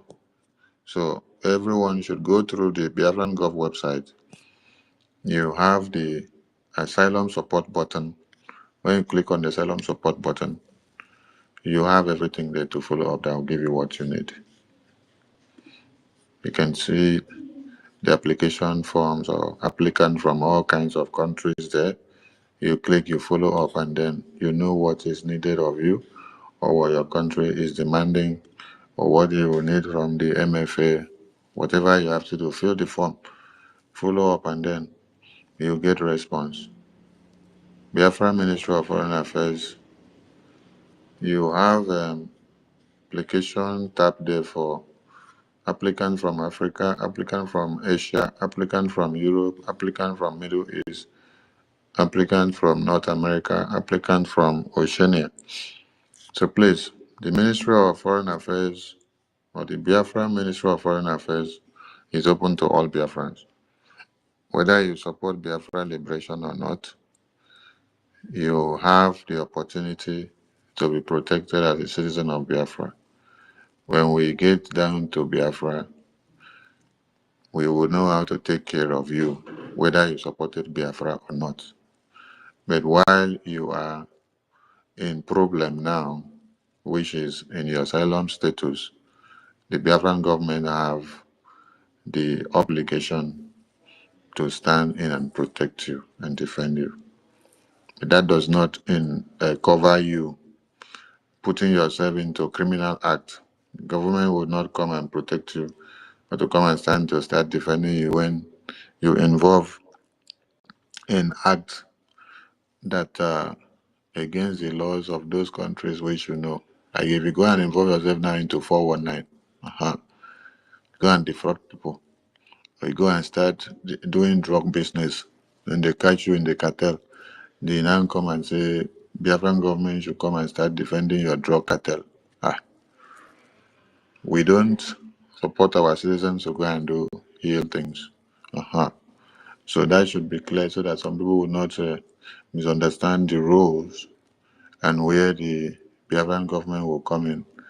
No country will go to come and start defending their citizen where they see that that citizen has gone to violate the law of that country, which is stated already, starting from your document. Number one is you must regulate your document in any country you are. Put your resident card in order and every other document so that you will not be found wanting in that country. So when all these are not in order and you're not going in line with what they say you should do, you're already violating the law of those countries. So be law-abiding citizens of every country you find yourselves. That's why we encourage every Biafran, when you get to any country, the first thing you do, make sure you update your document. Updating your document is to keep your passport and your residence up to date. The first thing you should start fighting for is to regulate your document. Regulate your document. Regulate your document. If you have to go through asylum, do it.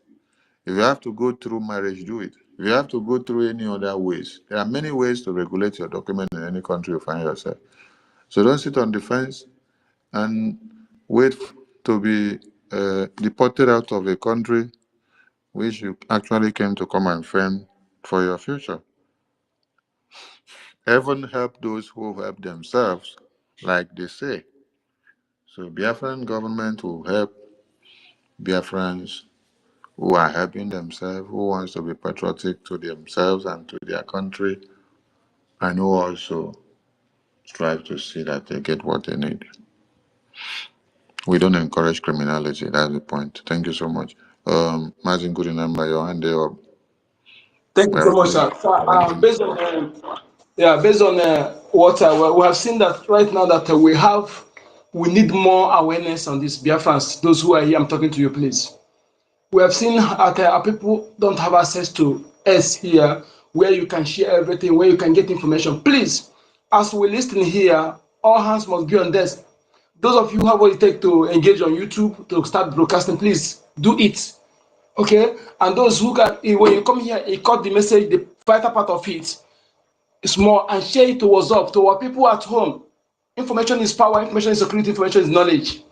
Please, we have seen that Nigerian media is bent to suppress facts. As we listen here, cut it short and share. Let all don't feel exempted. Not when you come here only here alone. No. We are not helping at all. And again, we have seen that what we're saying. We see video that is ranging about where a Fulani boy that they caught. He was saying that they kill people, they harvest their organ, they sell it for 25,000 naira. You see, that is what thing we're talking about. The senators here, they have sold your kidney, and Bigger Foundation is buying the kidney. Bigger Foundation gave them money to build hospital. They are the one buying this kidney from all these boys, some hospitals. All these things, what we are saying, okay? That the people who say those who are cutting those crops, they are not doing it alone. There's somebody sponsoring them to make sure that all the organic food is wiped out for them to bring their genetic modified food that will increase the cancer and limit our life expectancy. To make us to wipe us out. Bill Gates said he want to wipe 3 billion Africans. He said it. He's not a propaganda, and he's doing it. I don't wonder how any government, sensible government, will allow that person to come and give their children polio, medicine for polio, for immunization. To tell you that you don't have anybody, nobody is protecting, you don't have no government in Nigeria, nobody is representing you. Stop giving your tithe to church. Stop giving your tithe to church. We said it. Pay for the African government. That's where you pay your tithe. And that's my case. Thank you. Thank you. I thought we saw a Kwensu here that was going to the mic. Okay, in absence of him, I'd like to say a very big thank you to all our friends who keyed into this emergency program. Media team, God bless all of you. And dear friends in the homeland, God bless all of you. Let's keep the fire burning. We need to do more in our liberation support. Yes, we need to do more. So please, encourage others. Encourage others so that they join the financial support of this liberation. The government in exile have a bigger task to do in the recognition of Biafra. The factor in the homeland has the sole responsibility of the liberation in the homeland. So let's work together to see that we achieve this. Thank you so much. Thank you. All those that have been donating and keeping the liberation in high scale. History will speak of all of you, most especially you in the media, for not relenting, for not giving in to the pressure that was so high, and with every temptations and blackmail that came, with the pressure, you did not give in. Chukwu Okike will strengthen all of you as we move to the next phase. I salute all of you.